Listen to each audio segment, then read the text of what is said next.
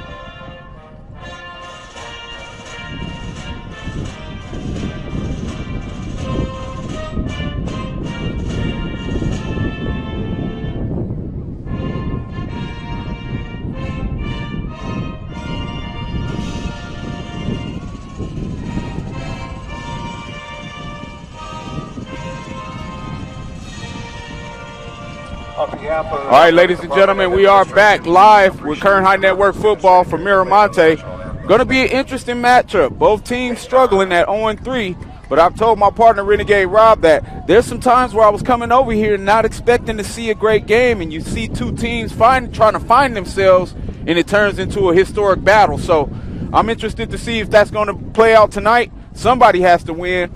Well, I mean, we've seen a few ties in the past, too, though. Yeah, and I know that in tonight's ball game, we've got a very eager Kern Valley team, and I don't think they traveled all the way down the 178 about an hour to get a tie. So right. I have a feeling that if we get in a situation here where they're down by one, they're not going to kick that extra point. They're probably going to go for two. You're right, Renegade Rob. And one of the things that's consistent with Kern Valley, they like to throw the ball around, and every now and then they have a special guy at the helm. A few years ago, they had a kid named Caden Preston that was fantastic. One of my favorite quarterbacks I ever commentated for, as he threw the ball to probably about 12 different receivers on the night. But tonight's going to be a war of attrition to see who can avoid turnovers and figure out how to get some consistency. Miramonte loves to run the ball. If Kern Valley isn't able to stop them doing that, it's going to be a long night for the Broncs and a long ride home back to the Kern River Valley. You said it right there, partner. We've got number 5 for Kern Valley, Colin Clark, kicking off for Kern Valley on the kickoff, and it's taken at about the 15-yard line. Nice return. Right up to about the 34-yard line. So we got a 19-yard return for number 1, Nate Gonzalez. Nate Gonzalez, that is a common name around our parts, as we got Nathan Gonzalez, one of the centers for Bakersfield College Renegades up there, and a former East High Blade. Absolutely. One thing that the Lions do historically well, partner, they run the football consistently. Sometimes to their own detriment. But they have had some amazing running backs in the past. They had a kid named Oliver a few years ago that had about 230 yards in one of those games that I was talking about. So every now and then you see some diamonds in the rough in these small school matchups. Looks like we already had a referee have a player come off for an equipment failure. We got number 4 that came off for Kern Valley as Bryce Smoot. Number 12, Kyle Dennis in. Looks like he's one of the DBs. So we got quarterback number 4, Jay McKnight. Looking like a halfback pass, pitch pass. We got a man open. That's number 45, and it is incomplete. But we do have a late flag there.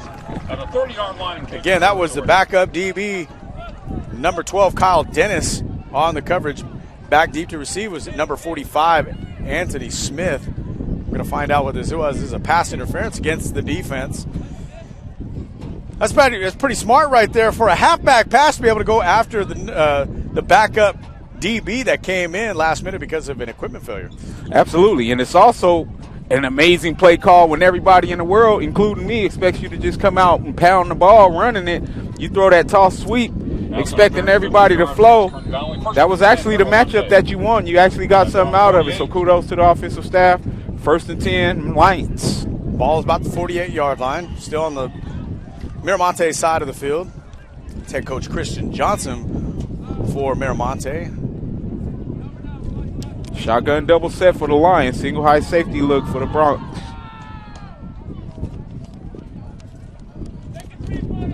That's Knight with the keeper. Gets it just past 50 and then heads back. Forward progress is going to be stopped at the 50-yard line.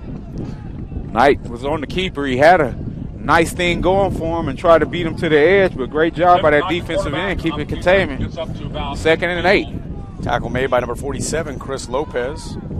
Senior 5'9", 180. It'll be 2nd and 8 from midfield. Miramonte coming out in this I formation twin set. As wide as these splits are, you expect run inside. So that is number 24, Curtis Davis. Davis gets just past the 45-yard line on the Kern Valley side of the field.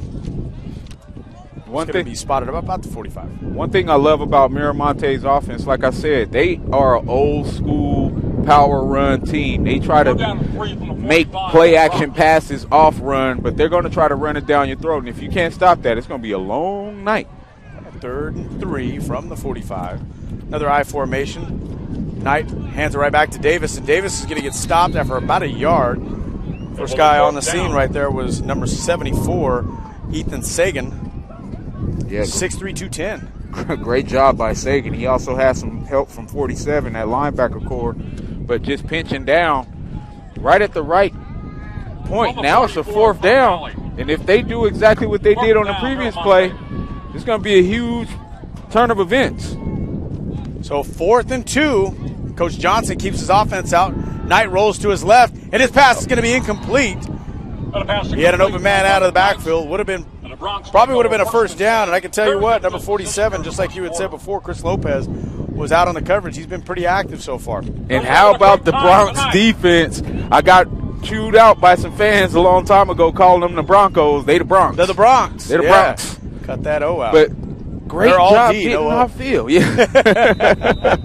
At least for now. Now we're going to see the O. Well, we're going to see. We're going to see. You know, like I said, they usually come out in those 4 receiver sets trying to spread the ball out. This time they come out in a pro spread formation, shotgun spread formation against a single high safety look. That's quarterback number 10, Zane Carver, the junior, 6 foot, 165 pounds. Low snap, option out to number 7. Ball's loose, and it looks like Miramonte is going to fall on it at the 40-yard line. Lions football. Well, partner, we were going back and forth in the text thread earlier about what we kind of expected tonight. One of the things that I always challenge young teams that are trying to find a win to do is just take care of the football. You put yourself in a lot better position to win football games by not turning it over. That time they go with the option. Quarterback kind of panicked with the high toss, and you get a ball right back on 1st down when you were basically getting steamrolled by this offense for their first drive. So now you're giving them right back to them where they gave it to you. So 1st and 10 from the Bronx 39-yard line.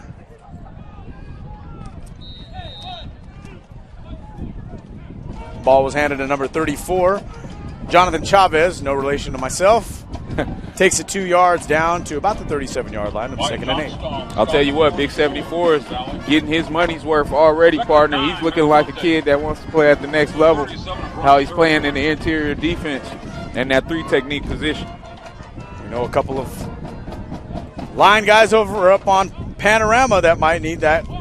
Number 74, Ethan Sagan. His ball's handed off again to Chavez. Chavez is going to get up near about the 36-yard line, so another pickup of a yard. It'll be third and 7 from the 36. You know, well, I sit here and try to call myself the expert talking about Mira Monte going to come out and run the football, and they can do a pitch pass. I say the Broncos going to come out and throw the football. They run option. You never know what you're going to get as teams are trying to figure out what's the best offensive system for the personnel they have. Right now, I think Mira Monte is getting back to what they know as far as trying to run the football. I formation. So far tonight, 0 for 1 for third down conversions. Knight with a play action pass, looks up to his left, and his pass is going to be incomplete. Knight's pass incomplete. Looks like it was outside the 10-yard line. Intended for, can't necessarily see the number right now. We'll get that here in just a little bit and bring up another fourth down. So early on in the game, 0 for 2 from third down for the Lions. And that's an interesting call with that field position, because if you know you're going to go for it on fourth down, you would think that you probably want to try to run to get some of those yards. Nonetheless, they're coming back out and they're going for it. 4th and 6. Twins right for the Lions. And now we got a timeout. Coach Johnson, a little upset out there. He's going to call a timeout. It's going to be the first timeout for the Lions. That'll give us an opportunity to take a timeout here on the Kern High Network.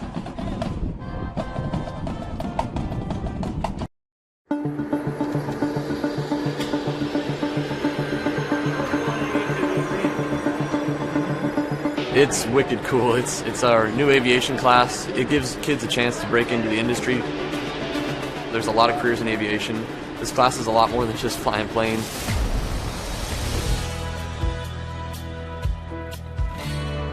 We've learned so much already. We've learned how to take off. We've learned instrument flight rules. It's something everyone can do, I think.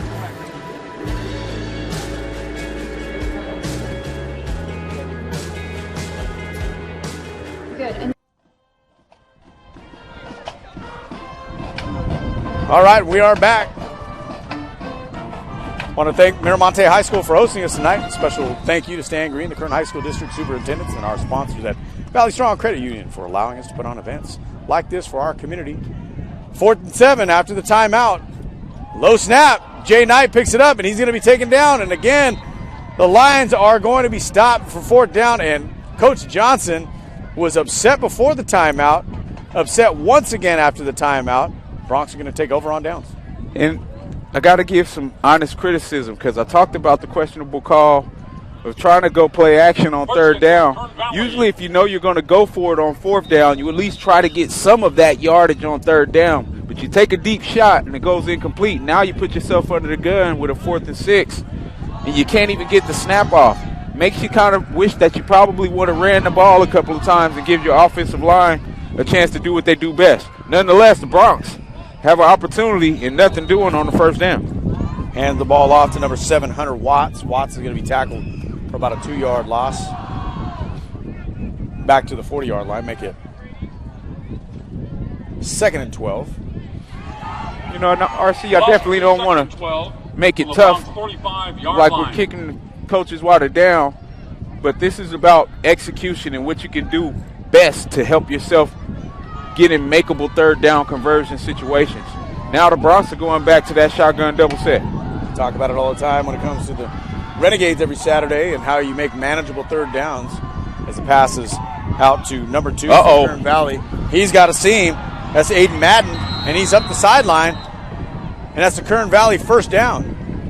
And we talked about the special athletic talent that Kern Valley usually has in some of those edge guys.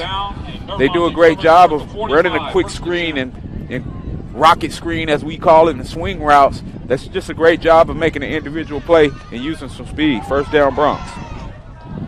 It's a good job right there by quarterback number 10, Zane Carver, to get it out to Madden. Madden picking up 20 yards shout out to the deep end on that play. Look how tight these safeties are. Partner, you expect them about to try 5-6 yards. Yeah, you expect Kern Valley to try to take a shot, but they go back to that option. And there's the option. And the He's option out of got here. legs. 20, 25, 15, 10, 5. Touchdown, Kern Valley.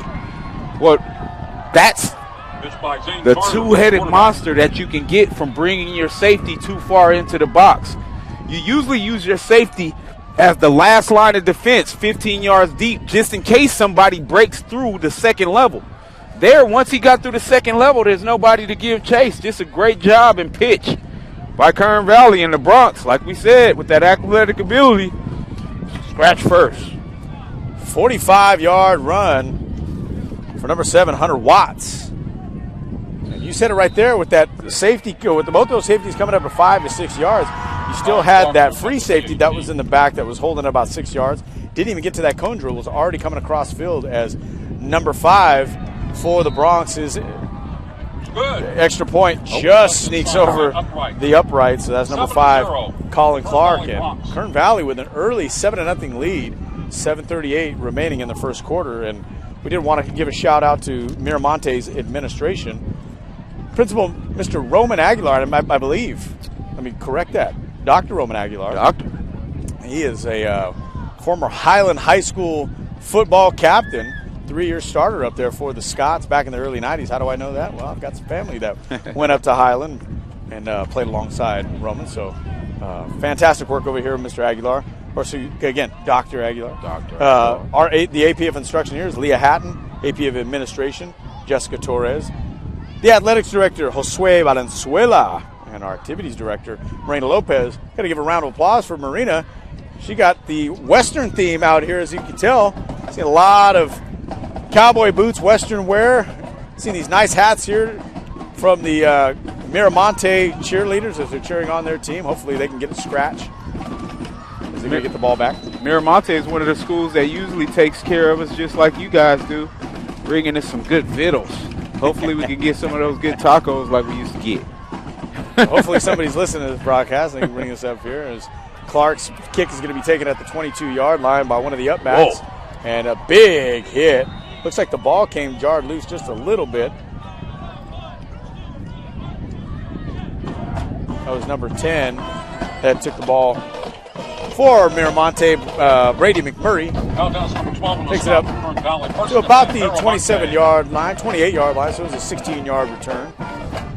First and 10 from the 28. Miramonte playing for the second year in the Horizon League. They now have Del Oro with a varsity team, so they're not going to have that dead week like they had last year, excuse me. Head coach Pete Hernandez. Next door neighbor of my grandparents. Nice. Over there at Del Oro.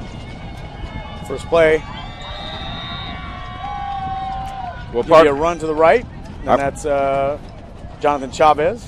Partner, I got to tell you, I expected the offensive line of Miramonte to have a little bit better advantage based on some of the run game I saw last week out of them. But the defensive line of Kern Valley is coming out to play, and I'm very impressed through the first half of this first quarter. Absolutely. Because they only gave up a yard right there. It'll be 2nd and 9. Last tackle made by number 51 was that Andre Page. Get another handoff to Chavez. Chavez is going to be stopped for no gain. It's the third straight run for Chavez, and we're going to have another running back coming in as Chavez is going to come out. I don't know if it's Sean Carter or Shan Carter. Either way, I don't know if that's Jay-Z out there. But now you got a 3rd and 9. And again, not a very manageable third down right here. So far, 0 for 2 tonight. Well, I'll tell you, Ethan Sagan and Ryan Prince, the two defensive tackles inside for Kern Valley, are making a name for themselves early in this first quarter. Pitches out to Carter.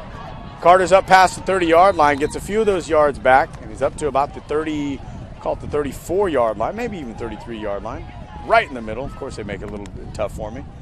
So it's going to be 4th and 5. It looks like Coach Johnson has punting unit coming out. A lot of people may be upset with seeing them run a toss sweep play in a situation where it's 3rd and long, but that toss sweep play was probably 1 or 2 tackles away from breaking it 60 yards. If you can't pass protect because the D tackles are swallowing your inside offensive line, you're going to have to try to find some success in the run game. Yeah, we've got a penalty flag right there. Now, here's the thing. He was lined up at about 8 yards. So, and again, correct me if I'm wrong, Coach Cal, but can we call a roughing the kicker penalty against KD. when he's lined up at 8 yards? Yeah, it's. I mean, usually he's going. He's a live guy, right? I mean, he's not in punt formation. Well, he's a live guy, but once he goes into the punting action, that's when the rule is in place. Even if it's just like the quick punt situation that some quarterbacks do when they just line up in a short shotgun. Once you see him go into the kick in action, you still have to give him the opportunity to come down in a safe manner. It's one of those awkward situations that never usually happens, but also the unfortunate thing, when you're that close as a punter, you're giving the guy off the edge a shorter angle, and that's just a bad angle that he took to get to the punt. He could have blocked that. You see, folks, this is what you get with Coach Kenny Calvin up here. He knows the rules and he knows the schemes. He's going to explain it to you right there. So we got 1st and 10 after the penalty, roughing the kicker. Tight formation right there. The ball is handed off up the middle to number 1, Nate Gonzalez. Gonzalez is going to pick up about 3 yards to the 41-yard line. And that's not pretty. A lot of people, including my wife, hate that play. They hate the ISO and the dive play. But if you do that dive play 4 times, 4 times 3 is 12 yards, you're going to get first downs and move the chains without taking those 8-yard losses when you're trying to drop back to pass because you can't protect the quarterback. Reminds me of the late, great Chuck Chamberlain out in Arvin. Just run it down your throat in a cloud of dust. Oh, yeah, Hernan Santiago, but look what happens when you keep running it. Jonathan Chavez. Finally, Jonathan Chavez is going to break free, and he's got a Mira Monte first down at their own 49-yard line. Excuse me. He picks up about 7 on that carry. Great job for Coach, or by Coach, I should say, getting back to what they do best, putting the hat on the hat, just finding a lane and telling their athletes to hit the hole, don't dance. No east and west stuff. Let's get up north and south. Miramonte, 1st and 10, heading south. Number 32, Jake Hurley on that last tackle for the Bronx. Gonzalez off right tackle. He's going to pick up about another 7 yards. He's finally brought down by number 4, Bryce Smoot. He's also the running back on the other side for the Bronx. If it ain't broke, don't fix it. That's you right. See, they go right back to that lead play. It's not somewhat of a power because he's going through that 26-28 hole, but similar blocking schemes with the guard trying to get up to the next level and seal that linebacker. I want to make a correction, too. That was number 2, Sean Carter. Carter, once again, breaks it outside. Big hit. That was number 55 for the Bronx. Coming up with that, Ed Bunting. Ed Bunting. We knew that name was going to come out because he had a chance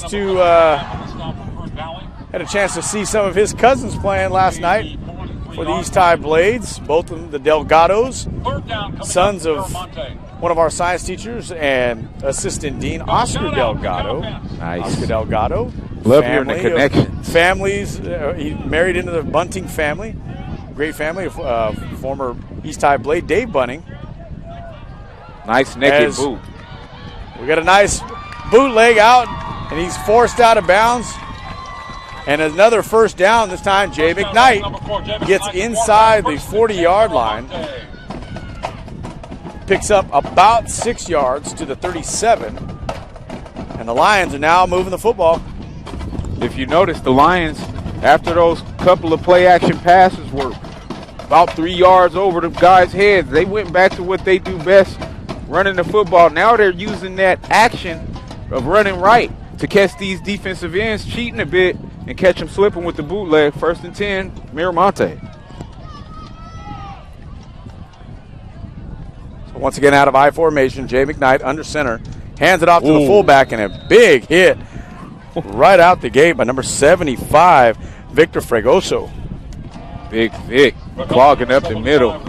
I love the fact that we've already talked about 4 different defensive line players for this Bronx team making big impact hits. It's definitely tough to run inside, but Miramonte's having some success. Great job by the Bronx going up. 2nd and 10. And you usually think of somebody like number 75, like a Howie Long, 6'4", 275 pounds. Fregoso's out there 5'9", 185, wearing number 75. And he blows up the middle once again. Chavez takes the football, and he runs right into number 60, Tyler Lewis, a freshman out there for Kern Valley. You know, I do business out in Kern Valley. Shout out to Ewing's on the Kern, one of my accounts up there in the mountains that's ran by our former Renegade quarterback, Dalton Gallus. But very small community that loves football and finds the diamonds in the rough. I love doing these games because these are kids that you're not going to hear about a lot in the news, but when you're seeing them up close and personal, you're seeing some good football. So only a yard on that last play. Jay McKnight looks up as he's got a 3rd and 9, rolls to his right, looks up, he's got a receiver, and it is incomplete. It was intended for number 1, Nate Gonzalez, and he was covered on the play by number 14, Deegan Lee. Yeah, and that was actually a nice play call, too. They run the flood route to get players to the sideline at multiple levels just late on the throw because he was afraid of that underneath coverage from that linebacker. Nonetheless, they're expected to go for it here with the 4th and 8. So this is going to be their 4th opportunity from 3rd down. So far, 1 of 3. And we'll see what, from 3rd down, they were down 1 and 4. 4th down, they're 0 for 2 so far. As Jay McKnight drops back and his pass just sails high. I mean, he had separation there with his receiver. Yes, he did. He also had an amazing blitz pickup by his running back, number 12. I mean, those are the small things that go unnoticed. But standing in there and taking that huge hit from this guy that's probably outweighing you by about 60 pounds is how the running backs get paid the big bucks. That is right. You know why that's all the NFL running backs were holding out for a little extra money? That right there, boys and girls, is the reason why. Right. Not only do they pick up hard-earned yards by running the rock, but they also got to protect their quarterback. Right, you're blocking linemen all night. 1st and 10 from the 36. Ball is tipped, and it is incomplete. Boy, I'm telling you. Number 65, Isaiah Chavez, the sophomore for Mira, Monte, coming up and tipping that pass. It'll be 2nd and 10. Chavez making the genetic line proud through this first quarter because he almost picked that off and went to the house like Javon Curse back in the days. I'll take all the credit for all good Chavez plays out here. I'll even take credit for some of the Cesar Chavez plays up in Delano. Hey, well, all the Calvins are my cousins. I claim them all over the country. We got a Calvin Clan group on Facebook. We deep. 2nd and 10. Zane Carver, with the keeper. Takes it up to the 42-yard line. So we got a gain of 6. It'll be 3rd and 4 for Kern Valley. It's only be Kern Valley's 2nd 3rd down of the game. Last time they had a 3rd down, went 45 yards for a touchdown. If you go back to the previous drive, Kern Valley's now finding a rhythm and averaging about 5 to 6 yards a play. That's how they ate up so much field percentage, I should say, and leverage last drive just by averaging such a high rate. Now to go into this pistol doubles formation, you can expect something quick. Oh, and they get what do we got here? Looks like we're going to have a timeout for Kern Valley just before the snap, and it saves what would have possibly been a sack. So we're going to take a timeout here as both teams are going to have a discussion right here on the Kern High Network.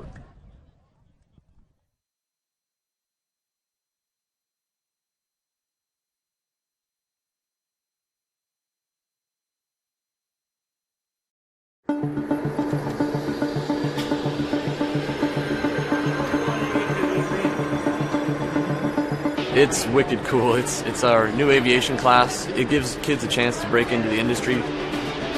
There's a lot of careers in aviation. This class is a lot more than just flying planes.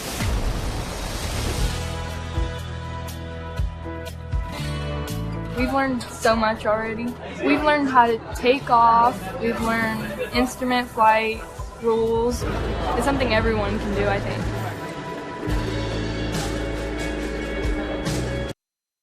Doug's the man. And we are back here on the Kern High Network. Rob Chavez, Kenny Calvin, joining you from Mira Monte High School out in southeast Bakersfield. Got 3rd and 4. Carver, looks like we had a fake handoff that went and almost caught by number 7, Hunter Watts, but pass broken up by the DB there. We got to get a number on that one. That was number 22 right there. Cyrus Ayala, another freshman. I can tell you this, Kenny, and we were talking about this a little bit before. It wasn't too uncommon back in the 90s when we played. You've seen sophomores that were pretty dang good. I mean, they were prodigies at the sport. You were one of them. I've seen more freshmen playing at the varsity level in this year than I think I've seen in 25 years combined that I've been watching closely in varsity sports. I'm going to agree with you, partner, and there's some high-level freshmen that are actually some of the best athletes on the team. Fake punt. And he's going to have it. He's going to have a lot of room here.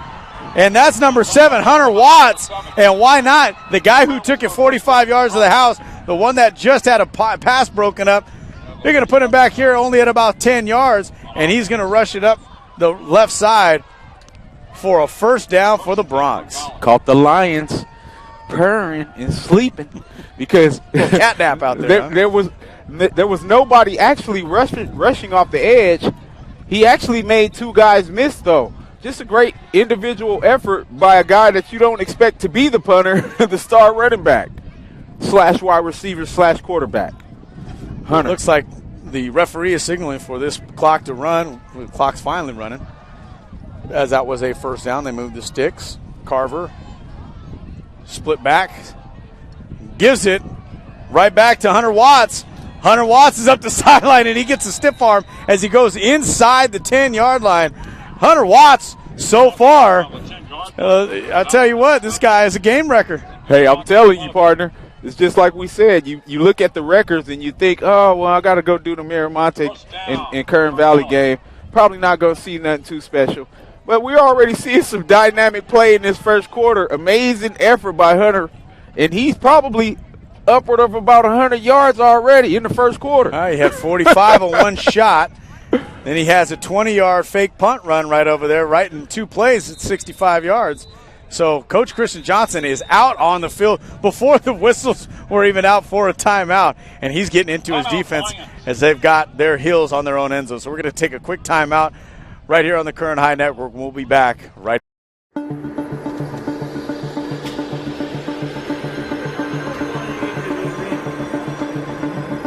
It's wicked cool. It's our new aviation class. It gives kids a chance to break into the industry. There's a lot of careers in aviation. This class is a lot more than just flying planes.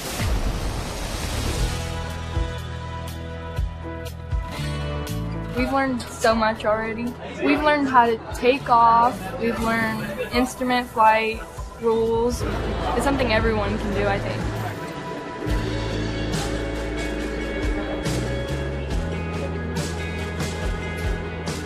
Good. And you see, remember that horizon? Try to keep it parallel to your cockpit. After the 2-year program. All right, we are back out here at Mira Monte High School. Rob Chavez and Kenny Calvin just having a little bit of fun during the break.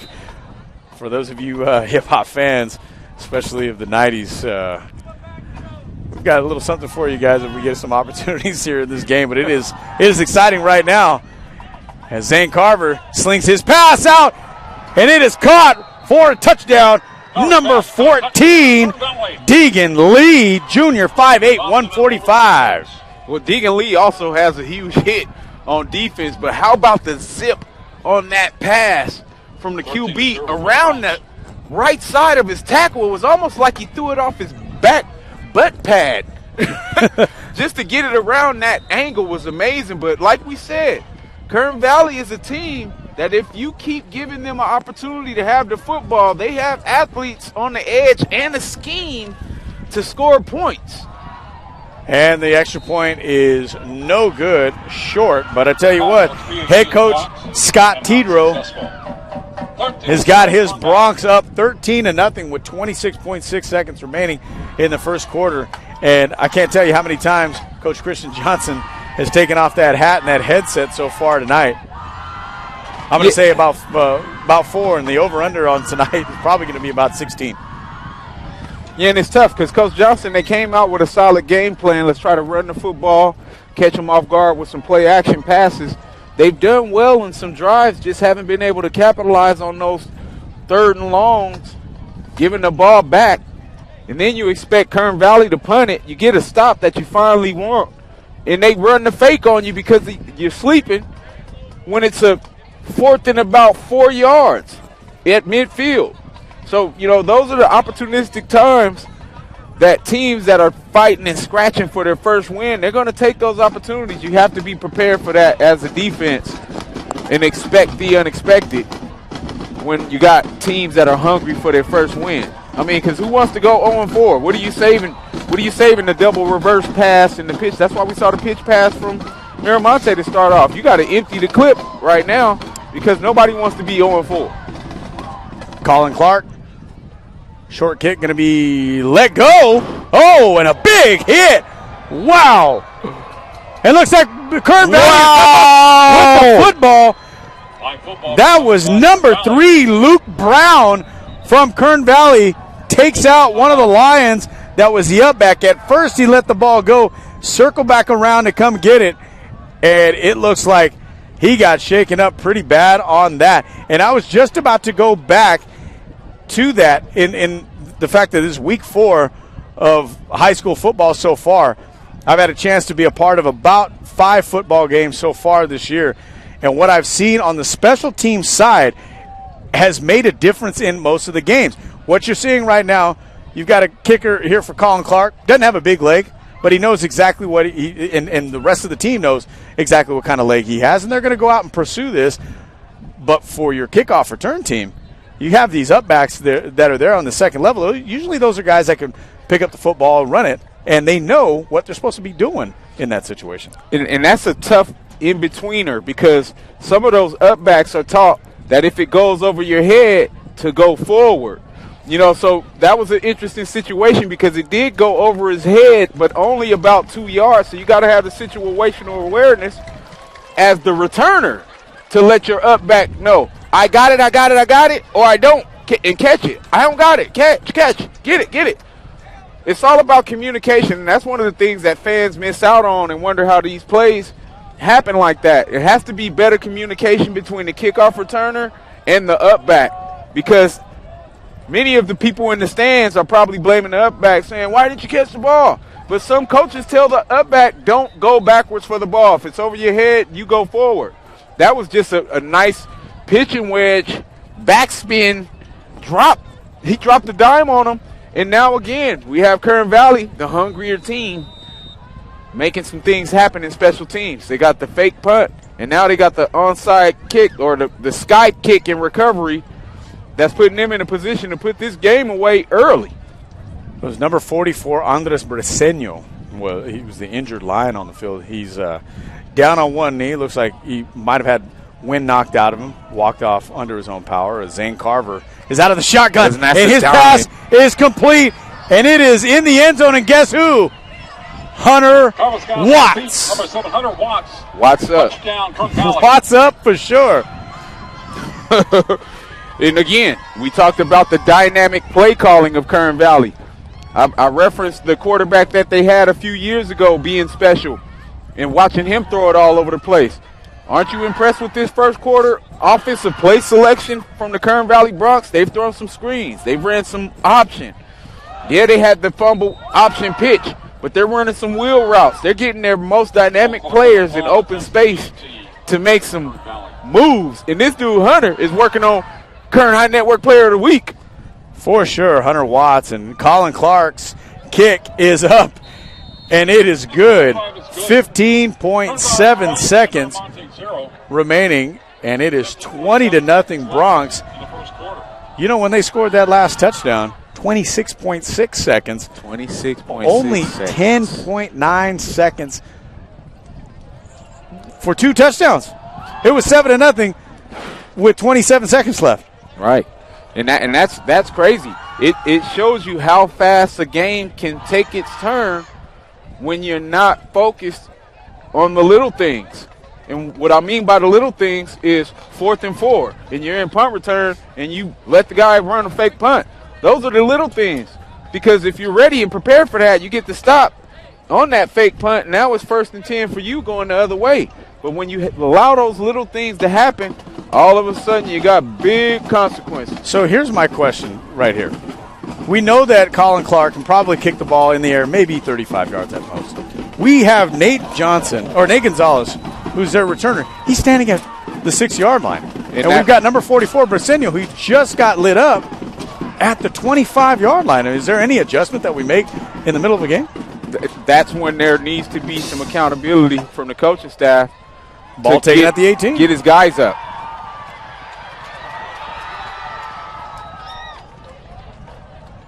And that was number 8 for Miramonte, Wyatt Kalunga. Takes it about 17 yards up to the 35. It was actually the deepest kick so far of the night from Colin Clark. He squeaked a couple over the crossbar for 2 extra points. And we don't want to kick the Lions while they're down. There's still a lot of time left, 8.4 left in this first quarter. But they have to find a way to play mistake-free football, or it's going to be tough, and we have no choice but to talk about it. Shotgun spread set for the Lions. And we've got some movement on the line. Looks like it's going to be an offsides penalty. Oh, excuse me. It's going to be a false start penalty against the Lions. Wow. You know, this defensive line of Kern Valley, if you look down on the field, is some size out there, ladies and gentlemen. And that size can start to be intimidating for some of these offensive linemen who are far less of stature. Anthony Navarro, the lone back. And now the screen pass, jet sweep pass out to number 1, Nate Gonzalez, and he is wrapped up for a loss. Great play over there by number 34, Wyatt Johnstone, outside linebacker, senior 6'2", 170. And this is now back 2 yards to the 28-yard line. We have another timeout on the field, so we're going to take a timeout right here. That's the end of the first quarter. End of the first quarter.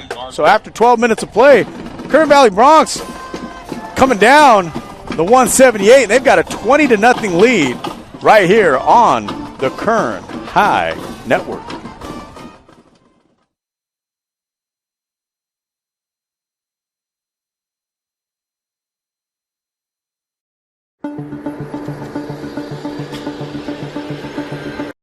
It really is.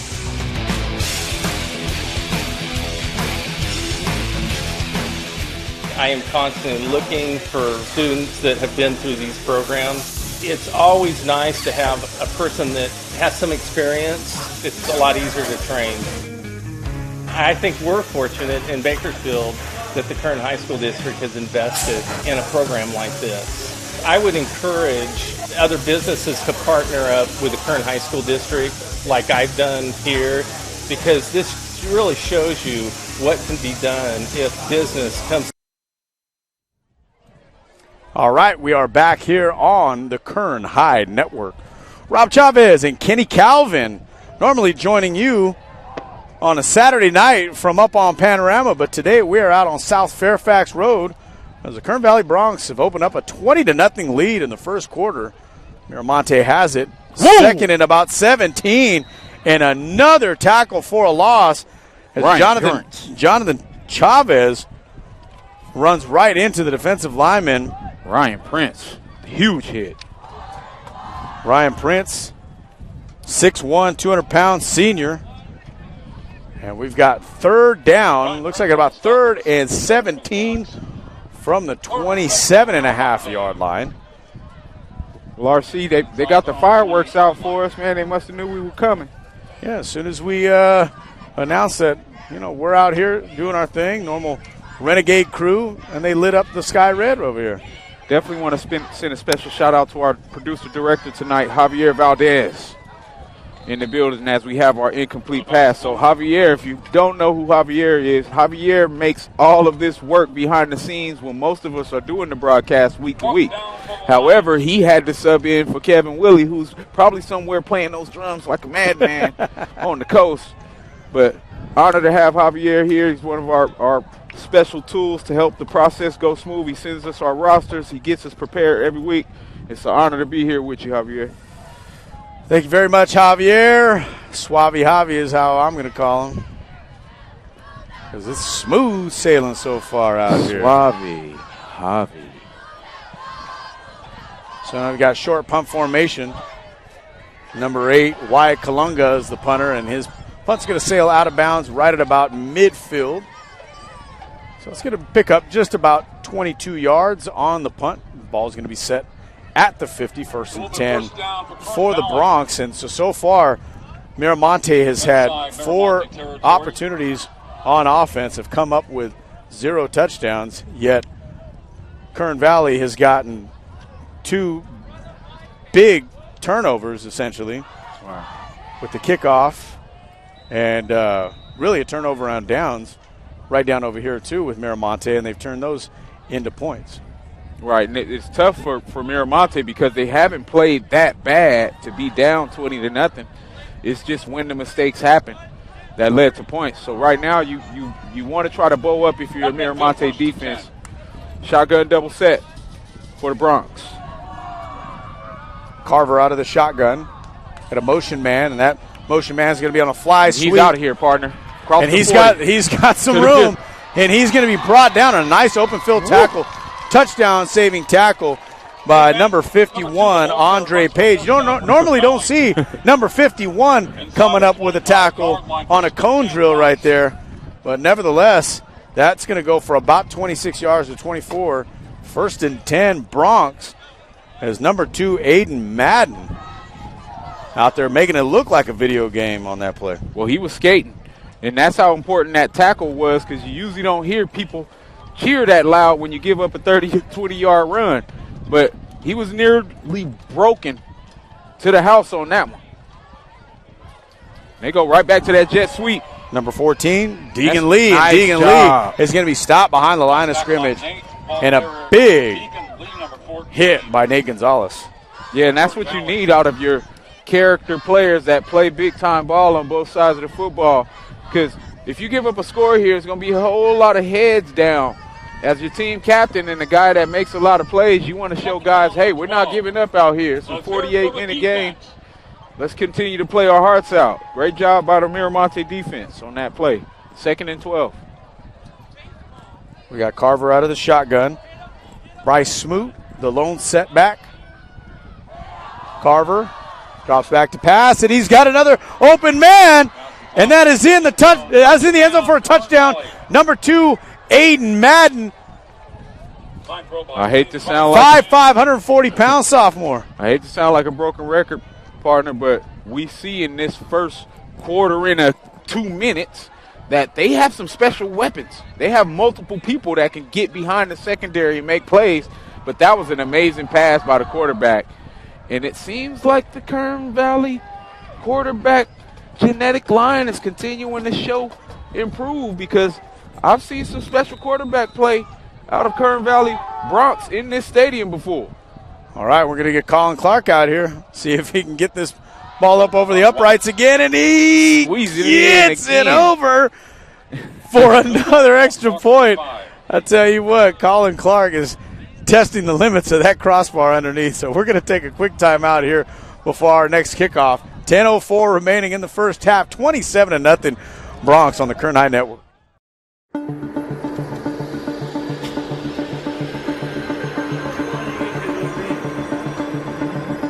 It's wicked cool. It's our new aviation class. It gives kids a chance to break into the industry.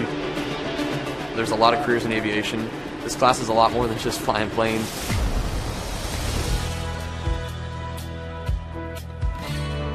We've learned so much already. We've learned how to take off. We've learned instrument flight rules. It's something everyone can do, I think.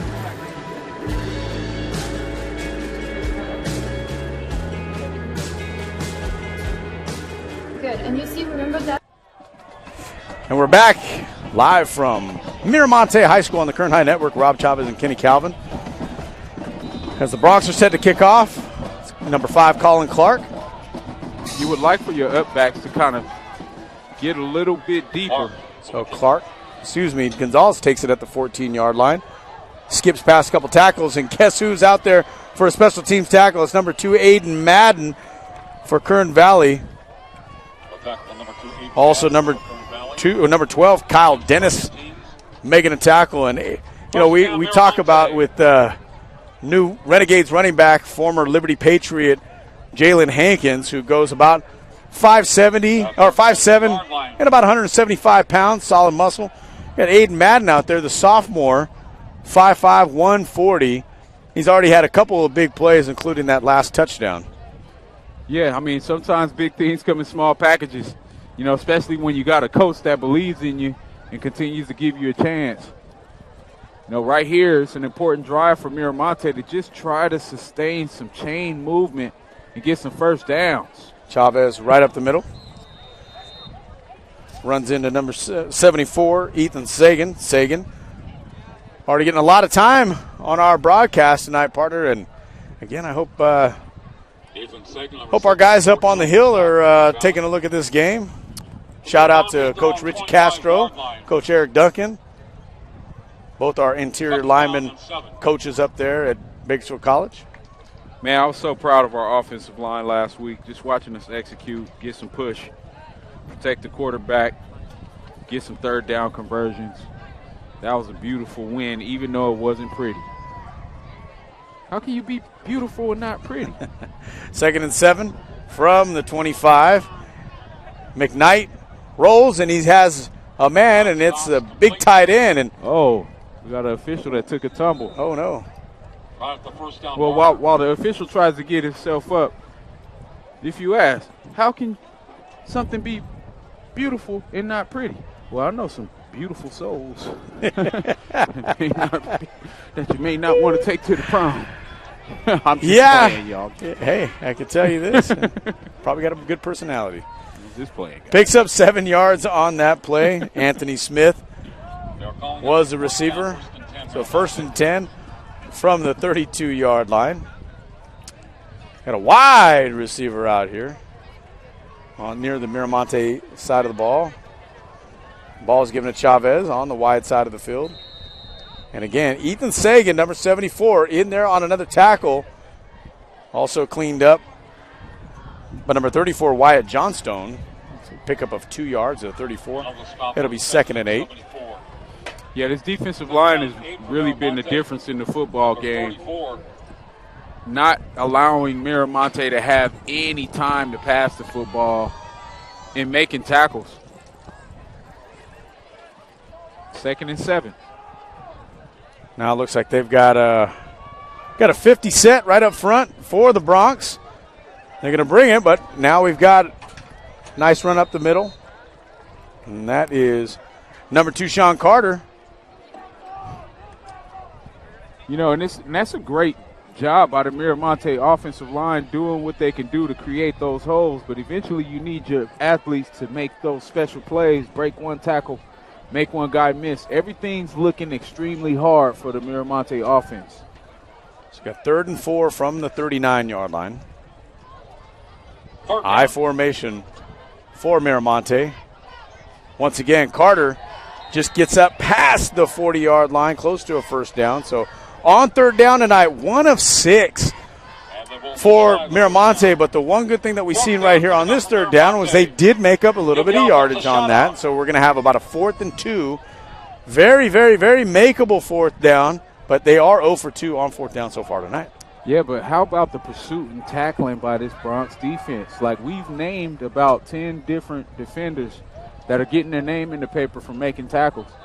And right now you have no choice but to go for it. 4th and 2, but every yard has been hard.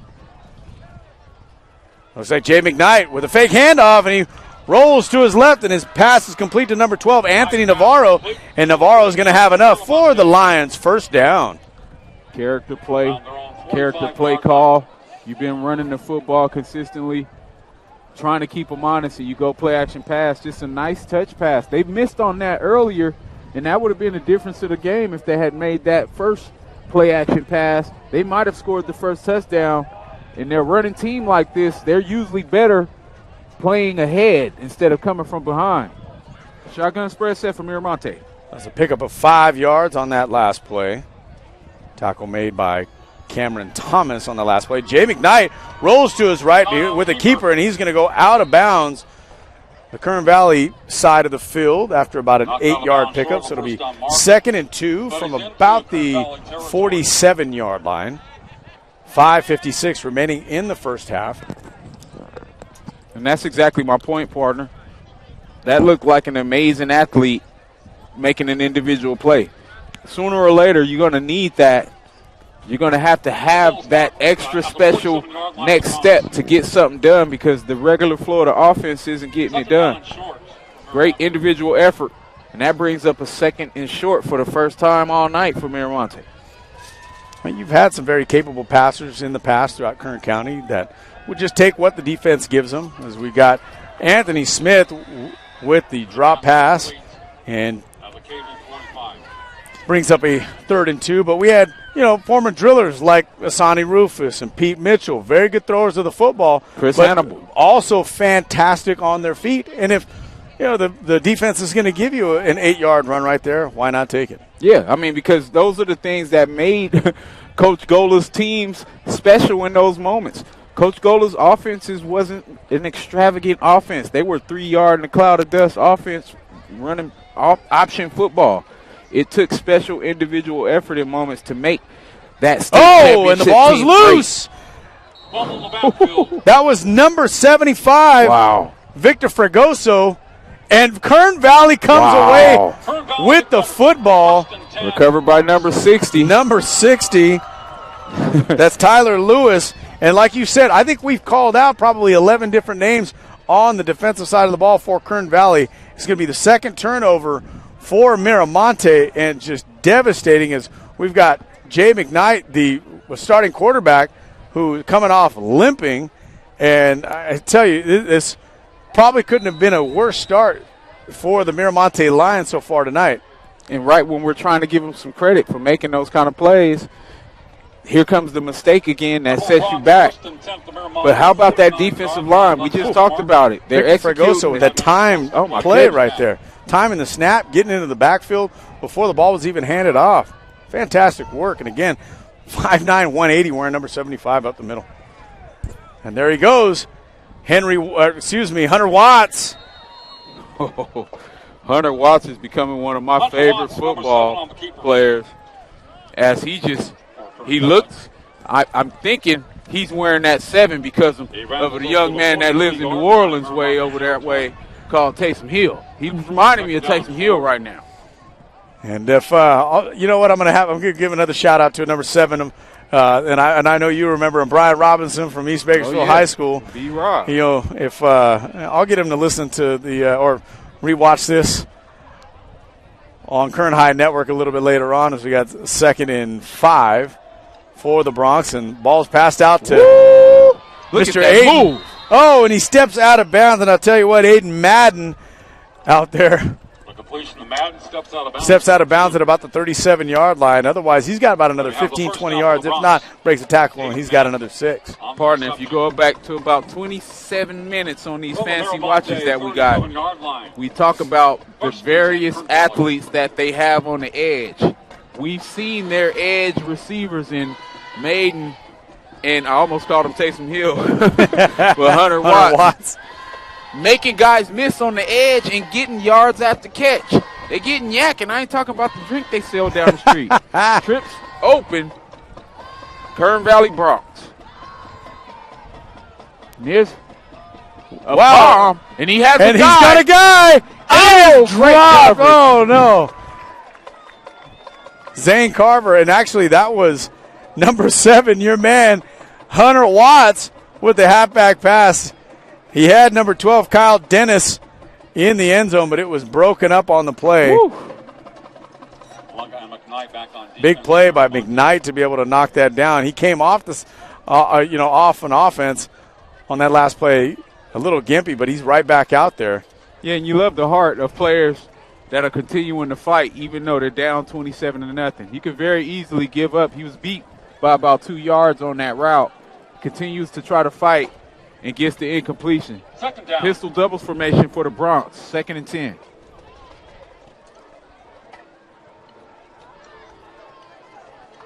Oh, my goodness. Wow. Still on his feet. That's number 47, Chris Lopez, who's been on the defensive line for the Bronx, and they decided to give him the football. Kind of reminds me of last night at East High, even though it wasn't a very successful night at all, as the Golden Valley Bulldogs with a big win last night over at East High. We got a little bit of a youth movement going on over there at East Bakersfield High. One of my baseball players, number 43, Randy Lenore, a sophomore, about 5'6", 205, and he was given the ball, and he was a bowling ball. We brought up a couple of fullbacks, and Ironhead Hayward is who he reminded me of, going right up the middle. He was carrying some of those Bulldogs last night, but right there you've seen Chris Lopez. He was tackled about 3 yards behind the line of scrimmage, ends up getting about a yard. So we've got 3rd and 9 from the 36-yard line. And we got a fumble out there. Aiden Madden actually picks up the football. And look at him and go. Look at this. Aiden Madden weaving through the defense. And I'll tell you what, between Hunter Watts and Aiden Madden, we've got a little bit of a debate right over here as to who's the player of this half so far. As Madden gets the ball down to the 11-yard line, pickup of about 17 yards after a busted play right there. One of the things I want to highlight real quick is the change in culture. Once upon a time, teams would come from the mountain and come down to Bakersfield, and we're scoring 67, 70 points on them.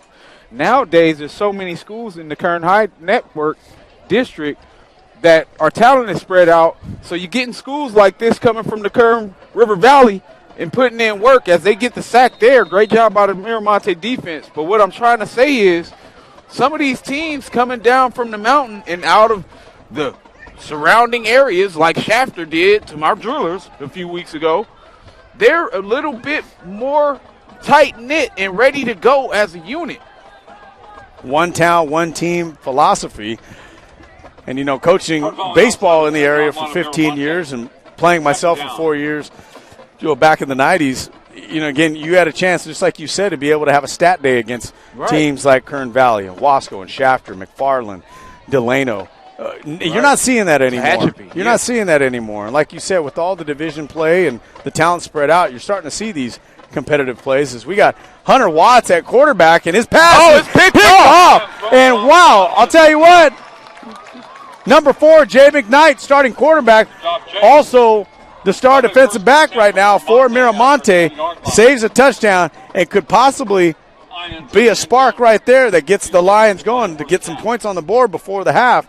2:17 remaining to go in the first half, and Miramonte is going to have it 1st and 10. It should be from the 20-yard line. Hey, it goes back to highlight what we said. Your big-time players continuing to fight their heart out no matter what's on the scoreboard, and there your premier player on both sides of the football making the highest point interception when he was almost about to be Randy Moss. So great job by Miramonte, because one thing they also did was save the running clock, which makes this an early night for them. So if they can find a way to get something done with 2:17 left, we might have a game here. Another I formation, McKnight under center, hands the ball off up the middle to his fullback, and it looked like that was supposed to be what we would consider a 42, and he went 41, and that's why we have a loss of 1.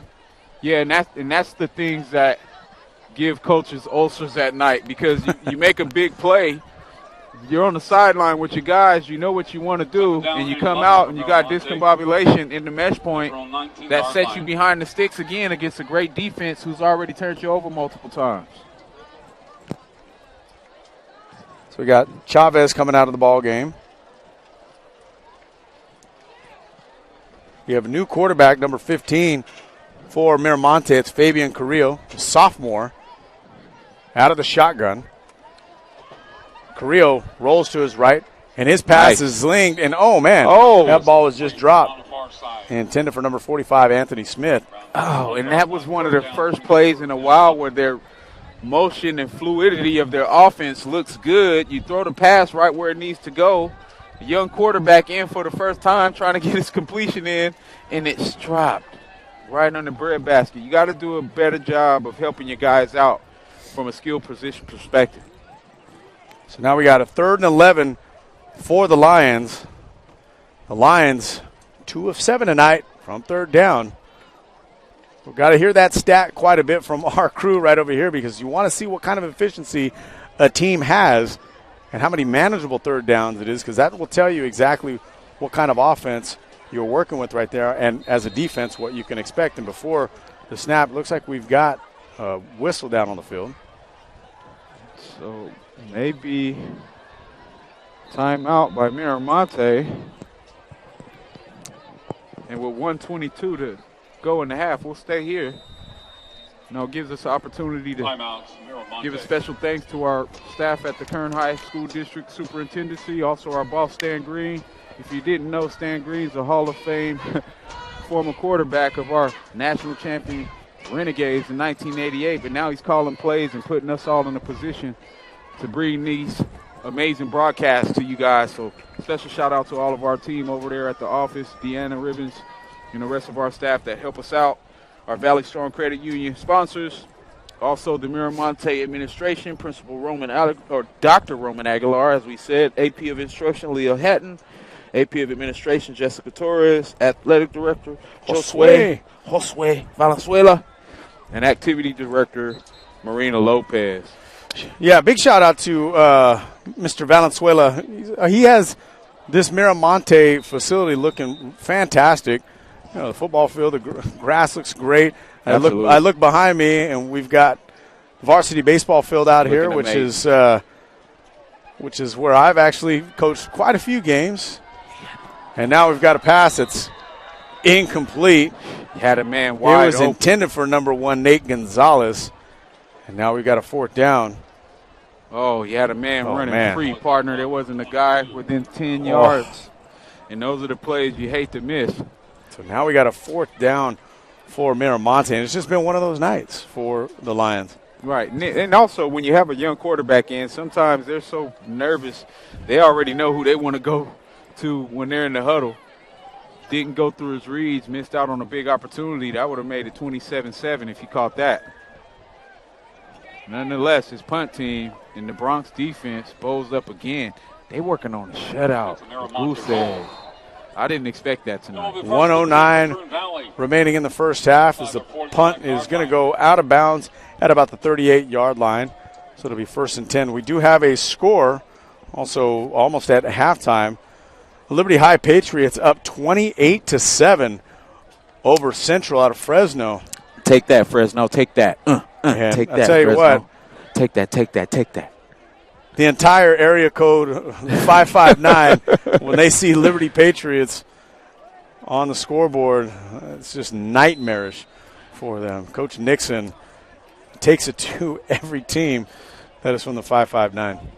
Former Renegade legendary QB Coach Nix used to come in and be a fly on the wall. When I was a player, I would see him, and I'm like, who is this guy? Not knowing he's one of our all-time leading passers. So Zane Carver back in at quarterback for Kern Valley, and he's just going to run out of bounds, picks up 9 yards, stops the clock at 1:02.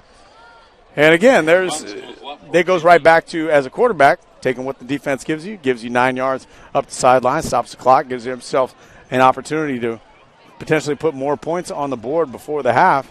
Ball's at the 46-yard line, so it'll be 2nd and 3. Once upon a time, there was a guy named Trent Dilfer. He was the take what they give me God. Played with a great defense, but didn't make mistakes and took what the defense gives him. Trips open set for the Bronx. Teammate of Lorenzo Neal up there at Fresno State. Yes, sir. And David Dunn. That's right. Renegade Hall of Famer. Going to be inducted next month as number 47, Chris Lopez, takes it right up the middle to the Lions. 49, actually going to be at the 50. And clock stopped at 56.4 seconds remaining in the first half, but also another timeout for Kern Valley. So Kern Valley's got one more timeout remaining, and they are driving, and they are looking to put some points on the board before the first half is over. You know, this is a huge opportunity for a Kern Valley team that has had some success in the past, but trying to get off the schneid after losing a lopsided game last week to Arvin. But here you got a Mira Monte team that's definitely trying to still find themselves, but you can tell they're battling some injuries and playing to the best of their abilities. I just like the fact that they haven't given up on themselves, and they're continuing to try to play defense. Because most of the time, 27 points, once you see that, you see a lot of heads down. I don't see that out of these guys. I'm still looking at the body language. You got guys still meeting, trying to figure out how to get things right. Those are the things that senior coaches like ourselves love to see out of teams that are trying to figure themselves out and still play with some passion. You know, it's not always about what happens on the scoreboard, and people think that's cliche in moments. But the game is about teaching men how to handle adversity. What kind of guy are you when nobody's watching? What kind of guy are you when the chips are stacked against you? And that's what football did more for me than the prowess and the celebrations. I just loved learning how to be a better version of myself. Shapes a lot of young men that become productive men in our community right here. As we've already noted, Stan Green, Brian Nixon, former stars here in Bakersfield. As the Carver pass was incomplete, it was intended for Madden. Clock stops at 52.7. And that's how you redefine the stereotype. Because once upon a time, we were just considered dumb jocks if you played a sport, right? But now you got guys like Mr. Roll, former Seminole, who's a neurosurgeon after his football career because I've already made about $15 million, and I always wanted to be a doctor, so I'm going to go ahead and pursue that passion. Because we're capable of that, too. We're more than just athletes. Absolutely. But it all starts out here. Carver's pass is incomplete. And it was intended for Hunter Watts. It was a good coverage right out there. Very impressed with the secondary coverage of Mira Monte after giving up some big plays. And that goes back to what we talked about continuing to fight. Most guys aren't wanting to continue to cover guys down the field once they've given up a couple bombs. But these guys are still playing at a high level and made some highlight plays. That was an amazing pick down there. Sports Center worthy. Number 22, Cyrus Ayala was the one on that last breakup. Trips open set for the Bronx. You got to keep everything in front of you if you're Miramonte secondary. Carver dropping way back. We got a screen pass. That was complete to number 4, Bryce Smoot. Smoot still on his feet.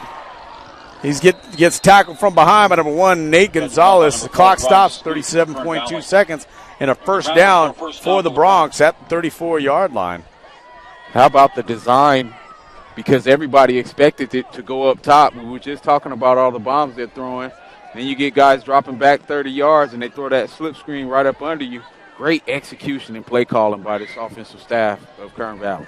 Bronx about 34 yards away with 20 seconds, one timeout.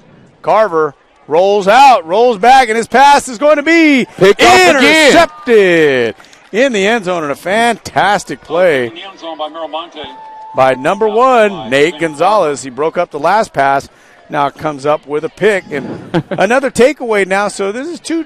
The turnover battle was tied at two apiece, but still down 27-0, and you got to expect that Miramonte probably take a knee right here to be able to get into the locker room, figure out what they can do to be able to make this a game.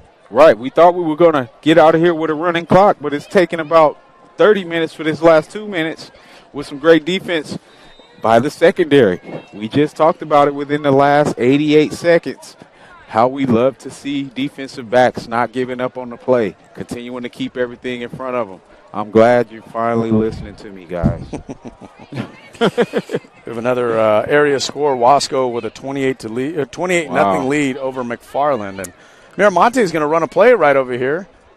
They got Carrillo, the quarterback, drops back, and his pass intercepted. And that's number 14, Deegan Lee. Deegan still on his feet. One man to beat him from 20. Can he get there? He is down. And they'll have a chance. 0.3 seconds. And I'll tell you what, partner, here with we are here in the house of the Lions, and you got 0.3 seconds remaining on the clock. Clock man, what do you think? I mean, usually you just walk up out of the building if that's the case. Right, and it goes to highlight your point why you probably should have took the knee. But now you put it back into the hands of an offense that's probably going to come back out here and run a play because we've seen their extra point game. They're barely scooting it over the crossbar from that distance. I don't know if they're going to put their PAT kicker out there and the field goal kicker out there. Colin Clark, again, he's got a leg that's just getting it over the crossbar on extra point attempts. Right here, this is about 8 yards past that. You got to think up 27-0.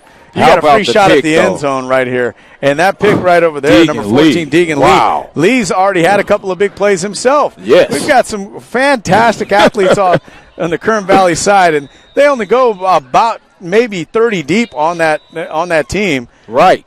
The final timeout is being called by Kern Valley to give themselves yet another one. I can tell you this.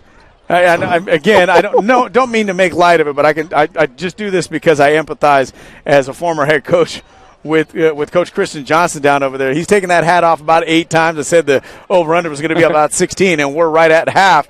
That just goes to show you that no matter how much of time and preparation that you put into this game, you kind of leave it up to the athletes to do what they're supposed to be doing. And that one right there is just a frustration right there because, again, we go back to maybe take a knee. 14 seconds left. You're 80 yards away. You got your sophomore quarterback in there. That was backup. Yeah. And man, now you got 10 yards away from possibly going down over 30 points. Yeah, and it's a learning experience for young coaches, too, because we've all played Madden before, right? And you got the ball on your own 12-yard line, and you got about 12 seconds, and you like, maybe if I can get it to Randy Moss. Sack, and I lose. These are learning experiences. He's going to learn from that play, but right now he needs another special play from his defense because they're going quad stack. Quad stack over there for Zane Carver. Carver rolls to his left. No time remaining on the clock. The ball is good. Cancel. That's a touchdown, partner. In for a touchdown. Kern Valley. Oh, my goodness. Wow. And I tell you, again, I go back to, good friend of mine, 2-time section champion coach, Jim Maples. I did some stats for him early on when he was going through his runs.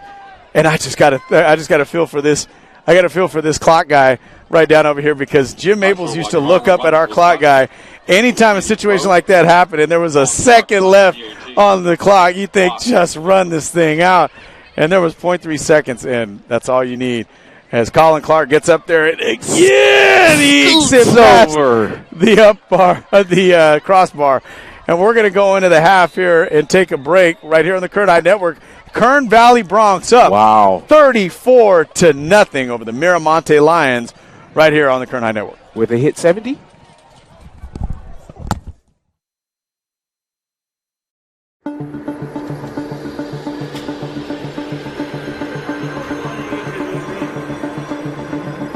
It's wicked cool. It's our new aviation class. It gives kids a chance to break into the industry. There's a lot of careers in aviation. This class is a lot more than just flying planes.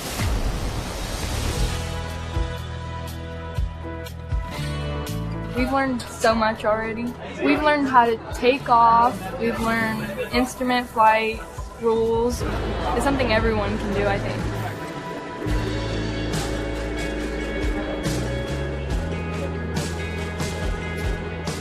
Good. And you see, remember that horizon? Try to keep it parallel to your cockpit. After the 2-year program, they're going to be able to take the knowledge test for their private pilot exam. I am a pilot. I've been in Bakersfield for 10 years. I worked as an instructor for 6 years and then became a corporate pilot.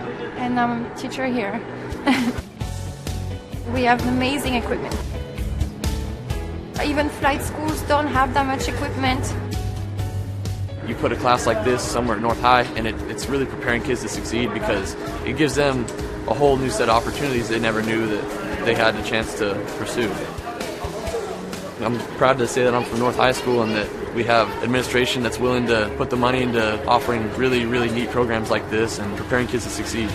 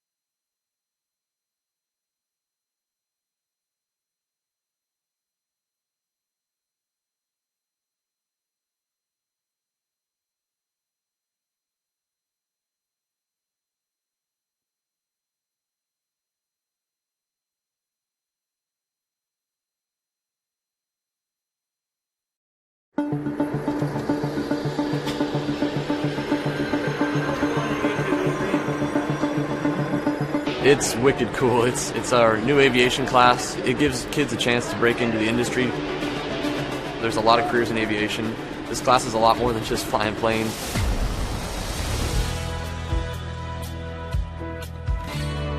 We've learned so much already. We've learned how to take off. We've learned instrument flight rules. It's something everyone can do, I think.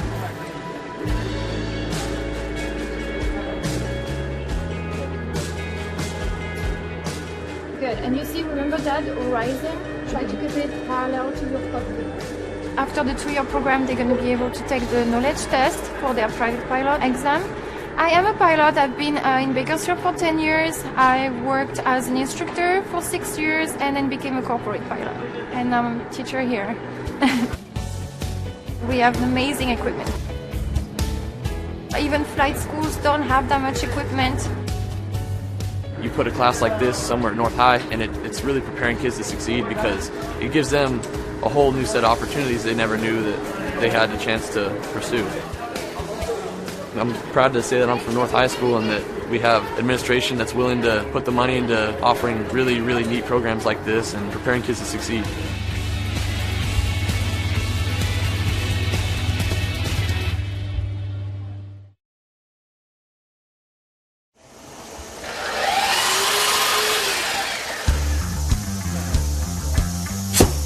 A lot of more hands-on activities, a lot more about woodworking and what to do, how to make a career for myself.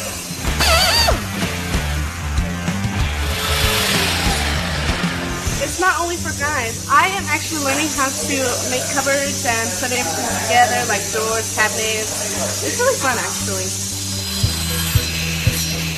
Yeah, well, it's really amazing to see their growth over the course of a year and how they can come in with no real skill at all and leave being able to actually produce furniture and cabinetry. Houses need cabinets, businesses. Having a pool of resources or kids that have some knowledge in the industry would be real good. Pull down on that. Let's slide these up. Watch fingers. It's changed a lot. What I'm seeing here is what it's going towards. The CNC equipment, computers. I could actually build cabinets out of this shop. It's state of the art. It really is.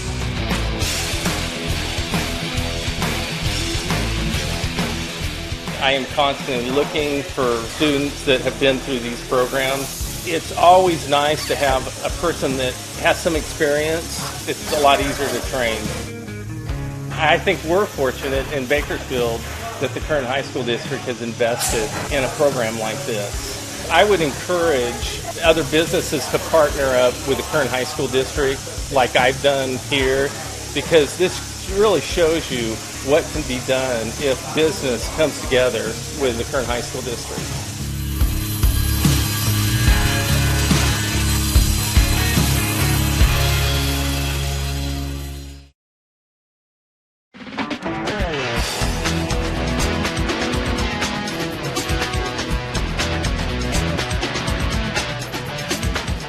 This is where we're going to train the kids to actually get jobs in the industry. We're going to give them the basic tools that they need, also the skills that they need to understand where they fit into the industry. All the animated things, because we have everything that we need in the scenes. They are learning the principles of animation, Photoshop. They're learning how to animate in 2D and 3D. And when you swap to that shape, then you're just going to drag these over here. The storyboard aspect of creating basically the skeleton of the story, and then just sort of directing people in my vision of what I want in the story. And it's also giving me the advantage of Mr. Plord, since he's worked at so many companies, being able to put it in my resume and be like, this is the art direction I've received.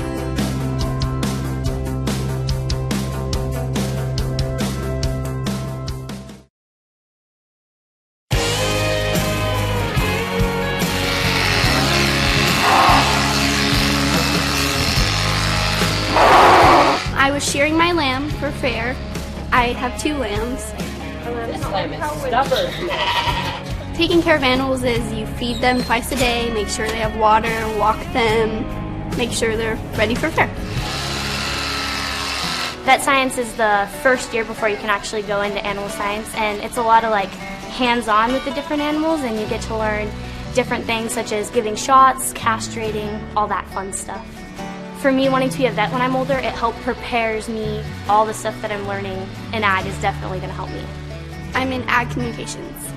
Anything that you see on the Facebook page is what we do, and pictures, and we do all the posters that are around campus, anything that just promotes ag. Our students are all part of the FFA organization, and through that we have a chapter officer team. We do monthly chapter meetings because we're trying to get them involved outside of class so they can find something that they're interested in, and they need something that's going to hook them so that they're ready for life after high school.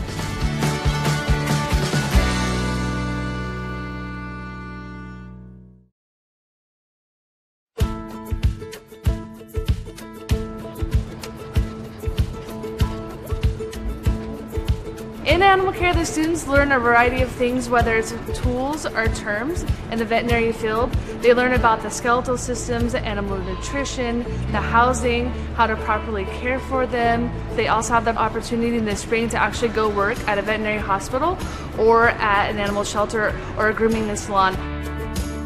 Animal restraint, weight and temperature, pulse, respiration, all of that I learned here.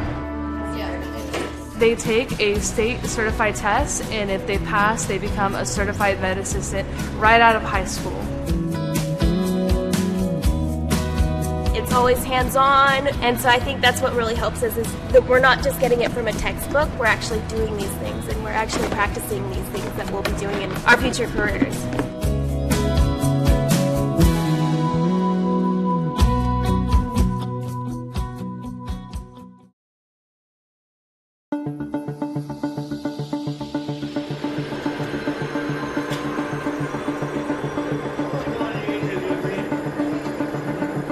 It's wicked cool. It's our new aviation class. It gives kids a chance to break into the industry. There's a lot of careers in aviation. This class is a lot more.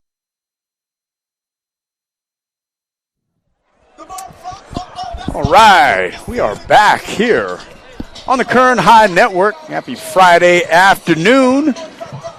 We got Rob Chavez and Kenny Calvin joining you from Mira Monte High School. Beautiful night on the east side. Yeah, absolutely. We got the Kern Valley Broncs that have come down to 178, and they are up big, 34-0 on Mira Monte. And I can tell you this: if you look at the stat sheet, Mira Monte is actually doing okay with moving the football on offense. They are only down 3-2 when it comes to the turnover battle, but when you look at what the big play has done for them and the three phases of football, offense, defense, and special teams, Kern Valley brought all three units to play tonight. Kern Valley got me up here tootsie rolling, man, like it's 1992, and I'm about to go to the Howdy Hop at BHS. No, but all jokes aside. Quad City DJs. You know, all jokes aside, it's like you said, partner, Mira Monte hasn't played this horrible for them to be down 34-0. They just had some inopportune turnovers at the wrong time. You get the turnover on downs. You get the sky kick where the defense recovers.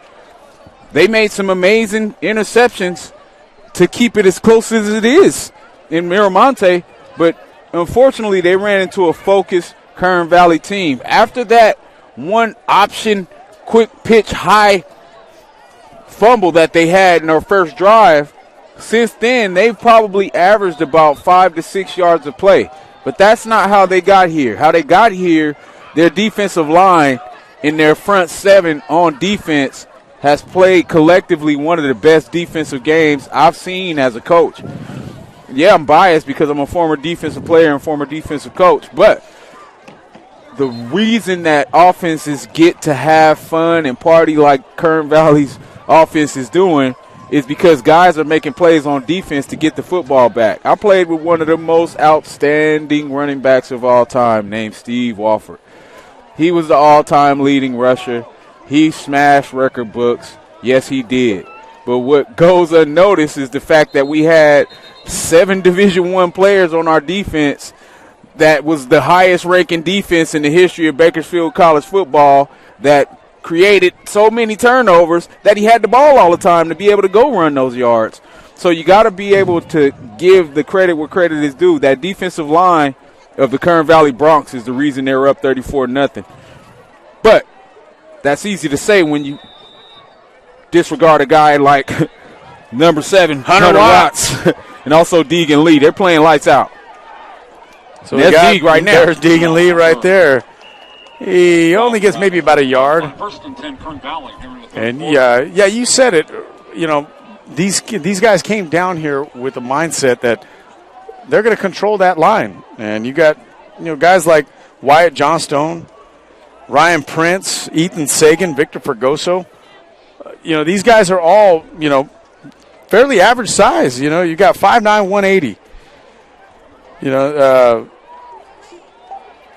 Cam Thomas, 5'11", 210. Wyatt Johnston, tall guy, 6'2", 170 though. It's not as if they're gonna beat you, with overall bulk. But I can tell you this: they are just out there pushing around, and Miramonte's not too small up front. Right. Trips open set for the Broncs. Let's see if they can keep that consistency that they've had throughout the first half of this game. Carver slings his pass out to Hunter Watts. And he's still on his feet, partner. Wow, he cut through 3 tackles and took the 4th to finally get him down. And he takes the ball up about 20 yards to the Lions' 49-yard line. 1st and 10 Broncs. And Watts up. It looked like that was defended pretty well, but it goes to highlight the individual effort and athletic ability of these guys on the outside. Shotgun doubles formation for the Broncs. Tell you what, if I was in the business of making slogans up there, it'd be Watts up, and on the back, you know how we do it. Jet sweep, and here comes the man. Aiden Madden, number 2, in that sophomore. And he's cut through. He's at the 20, 15, 10, 5, touchdown, Aiden Madden. And the Kern Valley Broncs are going to go up 40-0 with 11:03 remaining in the third quarter. And Coach Johnson, first hat removal of the half. And again, I say this because I empathize. They draw up a scheme. They go over this in practice. They spend, roughly, 12 to 14 hours on the field every single week, and probably another 5 or 6 hours looking at video throughout the week. And, this is the reason why, again, you said coaches and have gray hair. Maybe some of them are no hair at all. And that, exactly. Right. And as that extra point is no good from Colin Clark. Or did they call it? They called it good. It was no good. It was no good, but we see 41-0. They corrected it. It is 40-0 with 11:03 left in the third. And again, shout out to Coach Van Horn. Coach Van Horn was going to be here tonight. wasn't available. The Silver Fox himself, going back to the gray hairs that were given to him by some East High Blades, some Liberty Patriots, and some Bakersfield Blitz players. Right. And speaking of, and also some of his sons gave him gray hairs. I saw one of his sons coaching for Frontier last week, and Richard Van Horn. He looked just like Coach Van Horn, too. Oh, yeah. He had his visor on with the little skinny pants on. It wasn't skinny jeans. It was like the skinny slacks. I was like, man. Tapered. I was like, do you know who I am? He was like, Kenny Calvin. I was like, man, I watched you grow up, dude. Yeah. You looking just like your dad. You put me in a time machine right now. I can remember him and his brother Vince at the practices over at East High back in the mid-'90s as Colin Clark is set to kick off for the Broncs. Ball's going to be taken at about the 21-yard line. And another good coverage. Across the 30-yard line. And that's number 47 with the hit. So now Chris the Lopez. Goal for Miramonte, sorry, partner. No, it's all the good. goal has to be to get a scratch. Get something. Like, nobody wants the goose egg, the donut, the settle. Like, you got to figure out a way to put a drive together, because what happens when you lose lopsided games time in and time out, this roster gets smaller and smaller as the year goes on. They haven't even gotten into league play. You still want to do something to keep guys enthusiastic about being part of the process. because I've seen rosters of 48 students and student athletes turn into rosters of 26 athletes after you go from 0-3 to 0-5. We get a good positive play here from the Lions. Brings up a 2nd and 4 after a 6-yard gain. And again, we were kind of in this situation when it came to the Renegades going over to San Bernardino Valley, who they're hosting this coming week. We were out there and it went up by 50 or more points. And San Bernardino finally got their scratch because, just like you said, nobody wants that goose egg, especially at home. Right. I mean, especially when you haven't even gotten to league play yet. No. It's very important to try to keep the morale and enthusiasm in your locker room, and winning does that. But, I mean, it's not always about winning. It's sometimes about how you lost. Absolutely. As a 3-yard pickup sets up a 3rd and 1.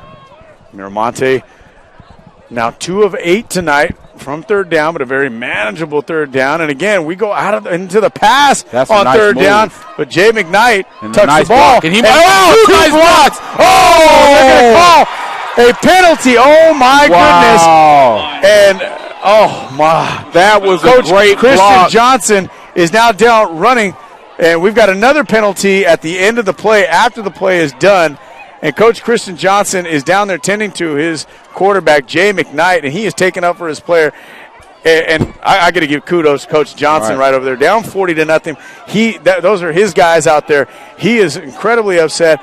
Again, back when we were playing again, and I know we don't want to necessarily go into old man yelling at a cloud type of situation, but that was just a great block in my opinion. That was a great block, and it wasn't a blindside block. No, he had both shoulders turned. He had both shoulders turned. Number 8, Wyatt Kalinga. And we got a personal foul against Mira Monte, but we also have another personal foul at the end of the run. Both are going to offset. So now we're going to have that as if that play never even happened. We're going to have 3rd and 1. And we've got a very veteran staff out there working this game. I know a couple of them that are out there. It's Joe Saldivar, Dr. Joe Saldivar. He's one of the professors at Bakersfield College. Got our umpire, Robert Reich, who's also he's also an umpire for baseball. Ricky Serrano, the back judge. Also softball umpire. He's a chair ump for volleyball. And again, we got to give a shout out to a lot of these officials. Again, it is a difficult job, but we know we're in a official shortage. These guys are working Thursday, Fridays, and Saturdays. And but I tell you, if they look back at this film, they're going to look and say, "Yeah, I may have gotten that." Oh, and that was the biggest play of the night for Mira Monte. Mira Monte's offense. You know, you definitely want to try to reward players for going out there, and it was back-to-back huge blocks. Nonetheless, you got to tell you guys to line up and do it again. Jonathan Chavez gets a first down for the Lions. In RC, one of the things I definitely want to say is I'm not sure if our listeners have noticed how much calmer I am towards our fellow Zebras. You know, I went on my spiritual awakening over the offseason, man, to have a better relationship with my officials, man. And I also want to give a shout-out to the late, great Alex, who passed away, man. We lost an amazing official. Yes, we did. We'll get into that here just after this play, as Mira Monte is going to have close to another first down. It's number 2, Sean Carter. Don't call him Hova. Monte in the Kern Valley territory. But yes, we did lose an iconic official, former Bakersfield, California copy editor, as was Coach Dave Thorpe had intimated. You know, Alex Ballesteros Edior. You know, definitely one of our favorite officials. Watched me grow as an athlete. He was a basketball official. Football official. I mean, early as I was playing sports, I remember Alex. So, to you, Alex, we salute you, man. Never forgotten. Jay McKnight, and his pass is going to be incomplete. He delivered the pass incomplete. Yes, you know, Alex, if you guys had ever seen Alex working football, basketball, not only on the high school level, but at the collegiate level. And over the last few years, he was up in the booth up at Bakersfield College. Yep, and we would see him every pregame. Absolutely. Him and Brian Landis were out there making sure that the official crew was taken care of. You know, they've got to do their coaching up in the box of their officials just like any other coach would. So 2nd and 10 after the incomplete pass. Shovel out to number 2, Sean Carter. He's going to be wrapped up, brought down by number 22, Joey Galvan, junior 6'1". And Sean Carter has some potential. You can tell he's a player that in open space he might be dangerous. He's just having a problem getting away from those ankle tackles to break for the long one. That was about a 7-yard pickup. It'll be 3rd and 3. Ball about 39-yard line, I formation, pitched out to Carter. Carter's got a block. He's got a first down. Oh, huge hit. Right into a Kern Valley Bronc. Looked like that was number 75. Number 75. Oh, my goodness. Victor Fragoso. Also number 34, Wyatt Johnstone, wrapping it up at the end. We got a first down to the 34-yard line. Monte again moving the football. They have been effective with moving the football. They have, partner. And that's the frustrating thing when you've been able to move the football in spots but not able to get any points when it counts. They're doing a great job up front. And they got another nice 5-yard run. That's number 34. Jonathan Chavez takes the ball up to about the 29-yard line. Another official we want to shout out. I had a chance to catch up with him yesterday.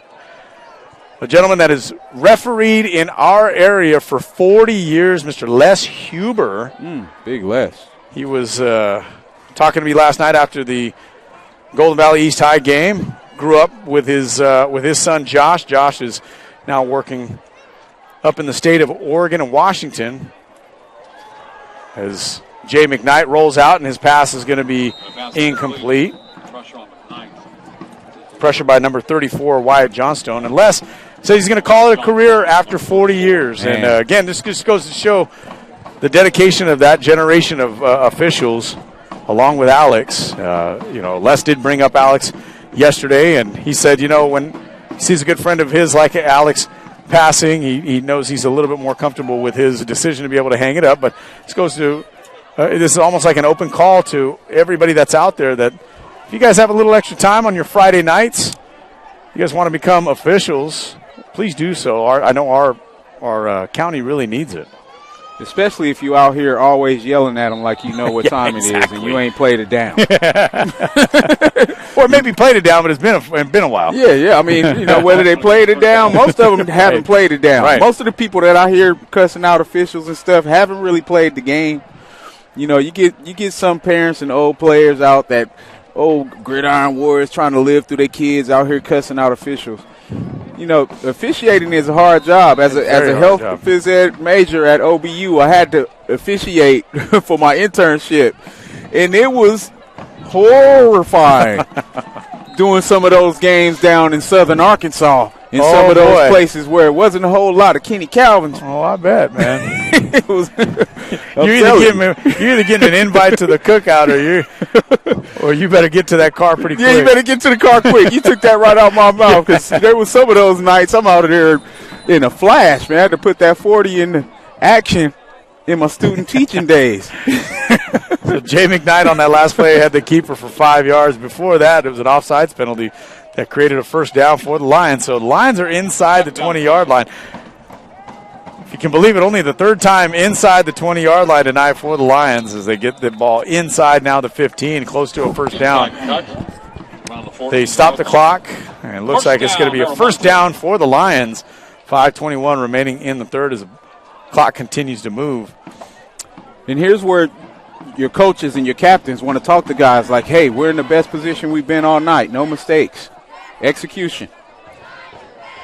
1st and 10, Lions. So far, about a 6-minute drive as they got the ball with about 11 minutes to play in the third quarter as the ball's pitched out to Sean Carter. Carter looking for an open seam, and he's finally going to get brought down. Another productive run, and we also have a penalty flag. It's going to stop the clock. And partner, what you just highlighted is exactly what we said Monte needed to do early if they wanted to be successful. Run the football, keep that explosive offense off the field, and manage the clock.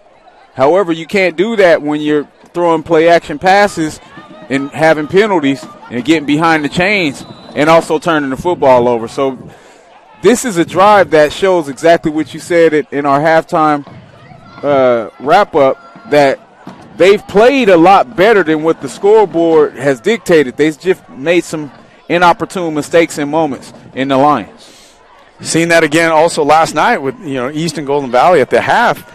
Golden Valley had 198 total yards, and the Blades had 145, yet they were down by 3 touchdowns as a screen pass to Nate Gonzalez goes for negative yardage once again. It's going to be a second and long here from the 21. And wide receiver, you were about to bring it up. You wasn't even set, didn't even know what was going on. And that's the mistake that we're talking about avoiding.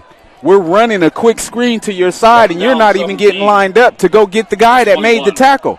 That's your guy that made the tackle on the ball carrier. You make that block, we get the score. And now we're feeling a little bit better about ourselves as we go into the fourth quarter. However, we make that mistake that we didn't need to make, and now you're right back behind the chains. 2nd and 17 Lions. And the confused receiver is right behind the coaching staff. He comes out of the game right there, so he's going to have a talking to and probably get right back in as McKnight out of the shotgun. He looks up, and his pass is incomplete. And young players, if you're watching, those are the things you don't want to do when you finally get your shot. You've been standing over here, it's 40-0. You thought you weren't going to play. Coach finally calls your name. You ain't paying attention. You run in. You still trying to figure out what you need to be doing. When every snap, you need to be focused like you're in there getting mental reps. So when your name is called, you're able to go out there and execute so you can stay on the field. Nonetheless, you end up on the sideline watching somebody else get reps. So after the incomplete pass, get 3rd and 17 from the 21. McKnight out of the shotgun, rolls to his right. He's got pressure coming from the backside. It is picked off. Picked off. And if he gets around that edge, whoa. Talk about defense stepping up when it counted. The Bronx trying to hold on to this shutout. Number with 4, some great Bryce red Smoot. zone defense. Not sure if he's related to the Smoot family here in Bakersfield. A Driller family, the Smoots. But Bryce has got himself a pick, and that's turnover number 4 for Mira Monte. And like you said, this wasn't expected tonight out of this game. But I can tell you what, Kern Valley for having a population as small as it is, and also an enrollment of about 450, 500 students up there in the Kern River Valley, they're doing a heck of a job here coming down to Bakersfield. One of my favorite Renegade teammates of all time, Kern Valley Bronc Dynasty legend, Curtis Airy. Haven't seen Curtis in over 20 years. Hope you're doing well, my man. Trips open set for the Bronx. You got to expect them to keep slinging that thing. They're a team that wants to score as many points as they can, and right away, here they go. And this is going to be a run. It's across the 20.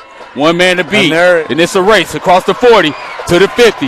The 40, 30. Madden. Touchdown, Bronx. Wow. 90 yards. Madden. Wow. I tell you, Hunter Watts took over the first quarter. Then there was a bit of a lull, and then Aiden Madden came out of nowhere. And now we've got, we're going to have ourselves a little dilemma here at the end of the broadcast when it comes to who we're going to name this player of the game. Aiden Madden might be over 200 yards receiving with that last catch. Wow. Oh, my goodness. And by the way, again, folks, 5'5", 140 sophomore. Right. And like we said, we couldn't even get the sins out of our mouth. You thought they were going to come out and run the football because they up 40 points? No. Let's throw this swing route to the fastest kid on the field and sayonara. And I tell you what, something lit a fire under Colin Clark there, too. Colin Clark got that thing over the crossbar pretty good. 132 remaining in the third quarter. We're going to take a timeout as the Kern Valley Broncs have opened up a 47-0 lead over the host, Miramonte Lions, on the Kern High Network. Run it.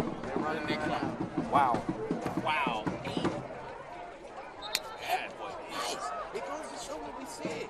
You don't expect to see these kids showing out like that.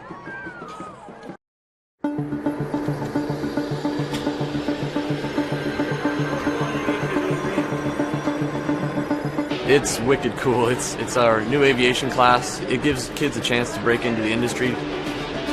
There's a lot of careers in aviation. This class is a lot more than just flying planes.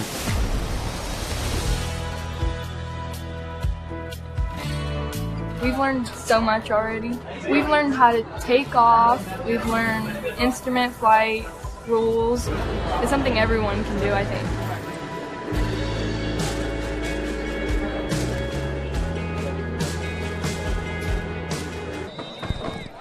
And we are back here on the Kern High Network. Rob Chavez, Kenny Calvin, joining you from Mira Monte High School on this Friday evening. We got a running clock going on here, 47-0 Bronx, and Colin Clark is going to get the kickoff before the end of the third quarter, so we're going to stay with you right here for this play. Ball taken at about the 20-yard line, and Miramonte is going to have a decent return up just past the 35-yard line. Tackle made by number 22, Joey Galvan. We got an injured Lion. That was the, looks like he's stretching out, probably just got a cramp over there. So while we got a little bit of time, and we're going to keep it right here going into the fourth quarter. Again, I want to thank the Miramonte High School administration for hosting us tonight. Principal Dr. Roman Aguilar, AP of Instruction, Leah Hatton, AP of Administration, Jessica Torres, Athletics Director, Jose Valenzuela, and the Activities Director is Marina Lopez. Also, a special shout-out and a thank you to Stan Green. Stan the man. Stan the man. Kern High School District Superintendents, Dr. Brian Schaefer, salute to you, sir. And our sponsors at Valley Strong Credit Union for allowing us to put on events like this for our community. It's definitely feeling like fall again. We're starting to get some cooler weather.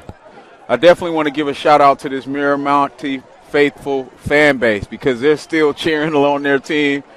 Down 47-0. Usually home stadiums will be clearing out right now. They're giving their team some support, still cheering on their loved ones. And that's sometimes all you can ask for when you're on the opposite end of a lopsided victory, that support and gratitude for continuing to fight it out. I am still very impressed by some of the Lion defenders trying to make things happen. Unfortunately, they just ran into a better offense tonight and a better defense tonight. Yeah, and the last time I had a game was a few weeks ago, and that was Shafter at Arvin. And similar color scheme of these uniforms here, right. Shafter and Kern Valley, and Shafter just came out and put the hurt on the Bears. As McKnight pitches it out to Carter. Carter's going to be up past the 50-yard line. Yeah, he loses the football, but it is recovered. What a nice run. He landed on the by ball, Sean too, Carter. partner. Hopefully he's okay. Yeah. That's got to hurt a little bit. Number 47, Chris Lopez on the tackle. And while we've got some time, we've got some scores from around the area. Kennedy High from Delano up 30-0 on Taft in the third quarter. Nick Ellis, what's wrong with you boys? Also in the fourth quarter, you got Sanger High 21-7 over Centennial. Wow. And I tell you, I got a buddy of mine, Eric Lee. I know you know Eric Lee from East Bakersfield High. His boy is starting left tackle, junior, 6'6", 275.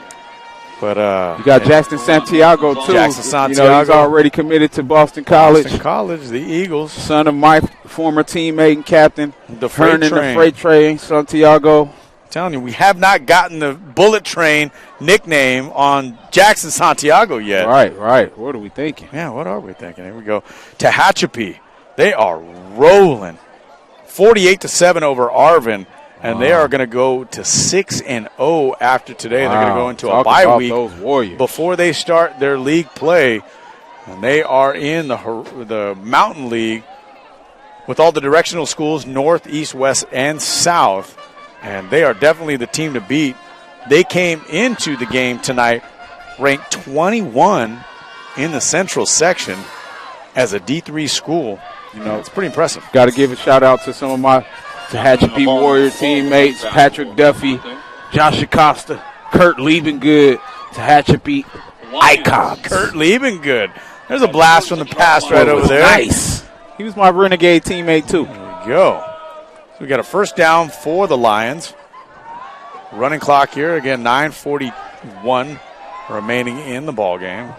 McKnight under center. Pitches out to Carter. Carter's going to get a nice block off the edge. He's going to be chased down from behind. A nice hit right there from number 34, Wyatt Johnstone. Chased down from behind by number 72, or number 52, Cameron Thomas. Carter's earning every yard tonight. He did some tough running tonight, Yes, and he's probably upward of about 80 yards himself, even though he hasn't earned pay dirt. Another first down for Mira Monte. This ball is now given to Chavez. Chavez is up in right at about the 20-yard line. And Miramonte dodges a huge blow because that should have been 12 men. 12 men on the field because you can't even have 12 people in the huddle. Break the huddle, right. And I'll tell you what are the odds that we're going to have two Central Section games with the same score? You were saying one of your former players from Bakersfield College up there as a head coach leading the Porterville Panthers 47-0 over the Highland Scots. Shout out to our former Renegade DB, Keith Thompson, head coach at Porterville. Got him playing some inspired football, beating up on all y'all old rivals. That's right, up on the hill. Breaks my heart to see the Highland Scots down 47. I'm sure it don't break you too hard. No gain on that last play.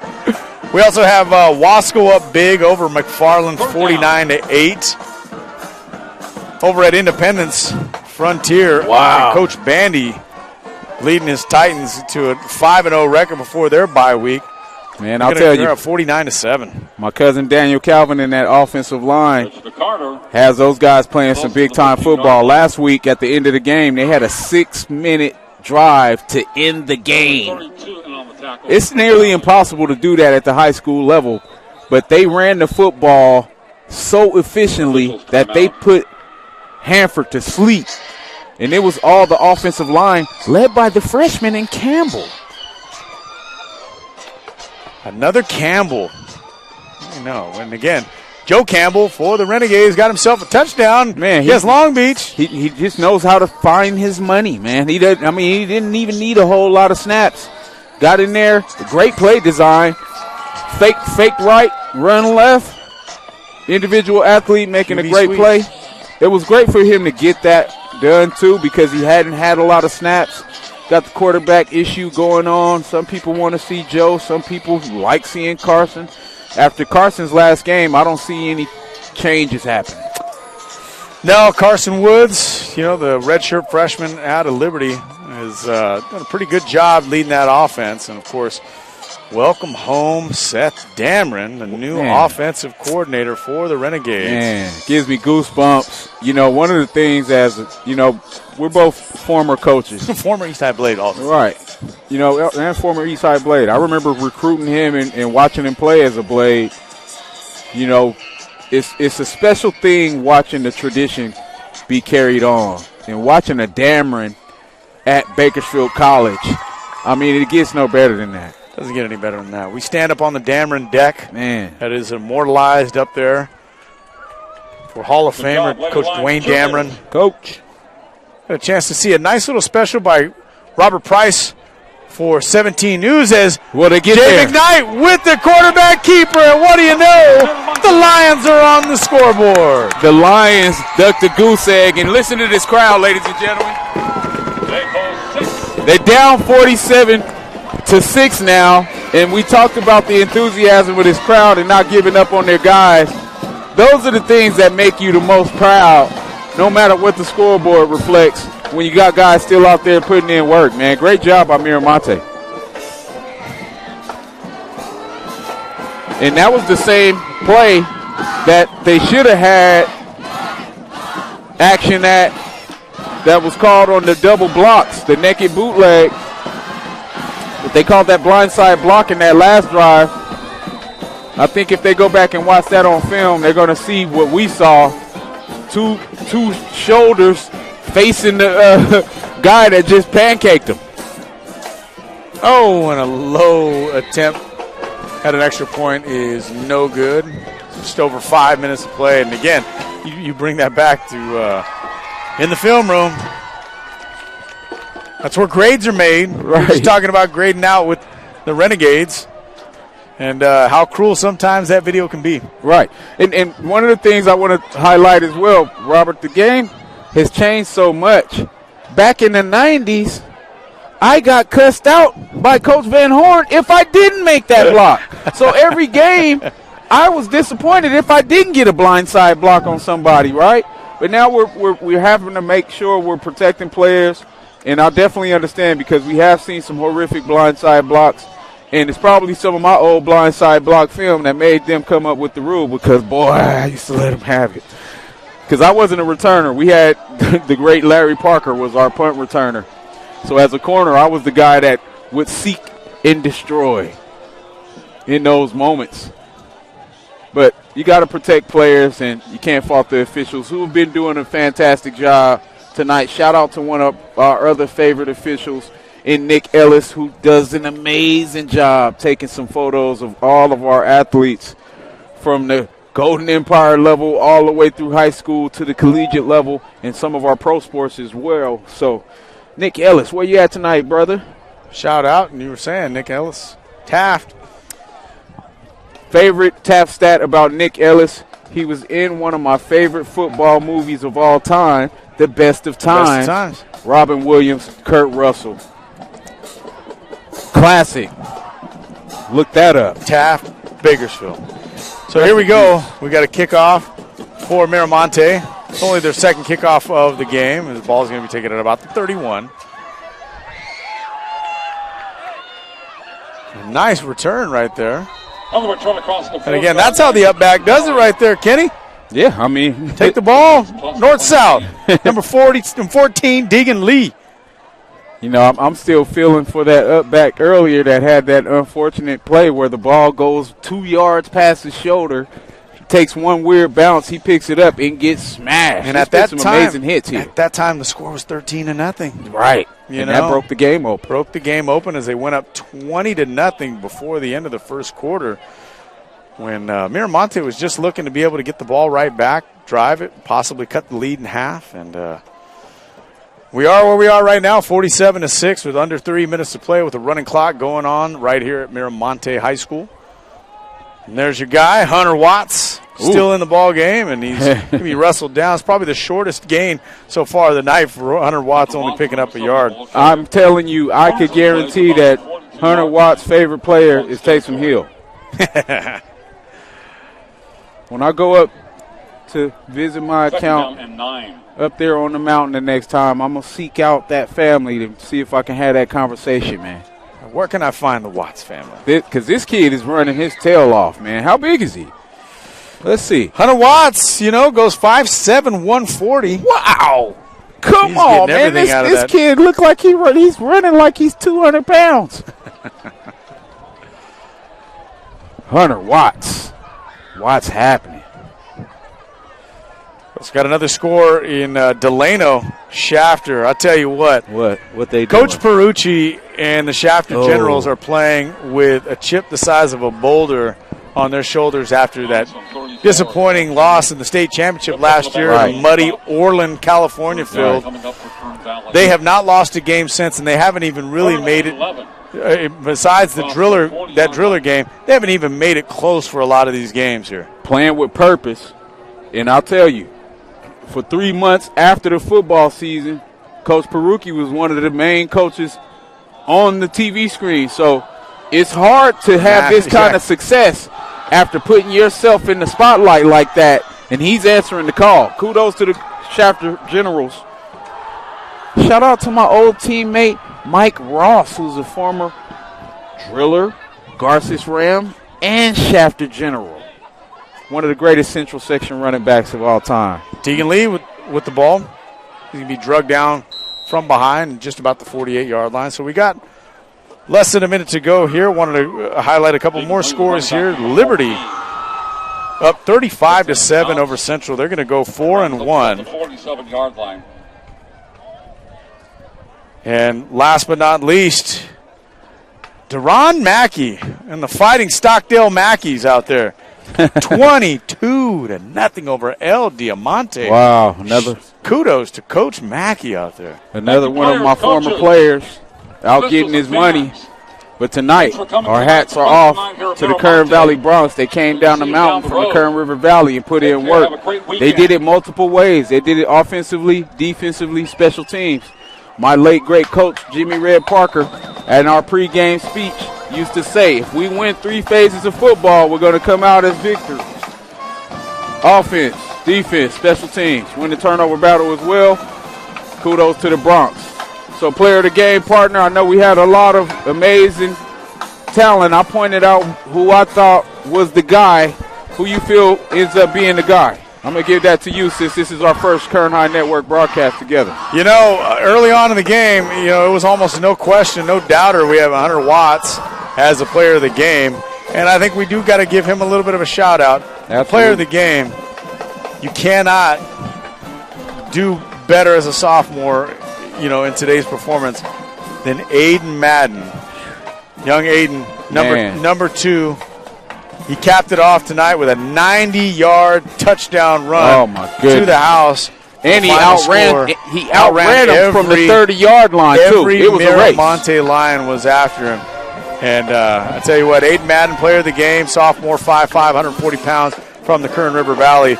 They are going to see Sierra Pacific out of Hanford in Hanford next week. So the Road Warriors, once again, are going to be taking on another team down from the mountain.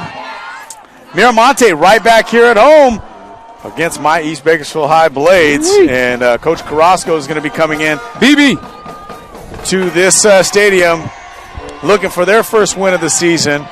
And, again, it's one of those winless matchups. And you're going to hope to see one of these teams come out with a pretty good win. Shout out to Coach Carrasco. Actually, when I first came back home to coach at the collegiate level at Bakersfield College, my first job was at Kern Bridges Youth Homes, and BB was one of our resident social workers and people calling the shots. So good luck to BB Carrasco and the Blades. We're going to have their work cut out for them next week because the Miramonte Lions do have some promise over here and definitely had an opportunity to play a little bit better tonight, even though they came up empty. So Kern Valley will have the victory tonight. Our player of the game is Aiden Madden. He hit all the PlayStation buttons tonight, Aiden Madden. So we're going to be signing off here. We'd like to also invite everybody out tomorrow to the Palace on Panorama, where the Renegades are going to be taking on San Bernardino Valley. And Kenny and I will be up on the Dameron deck, so we hope to see you guys out in the parking lot before the game and in attendance for the game. We're going to sign off here from Miramonte, where the Kern Valley Broncs get the 47-6 victory. I'm Rob Chavez alongside Kenny Calvin. Javier Valdez, thank you, sir, for everything you've done here tonight. I want to wish everybody a good night and have a good weekend.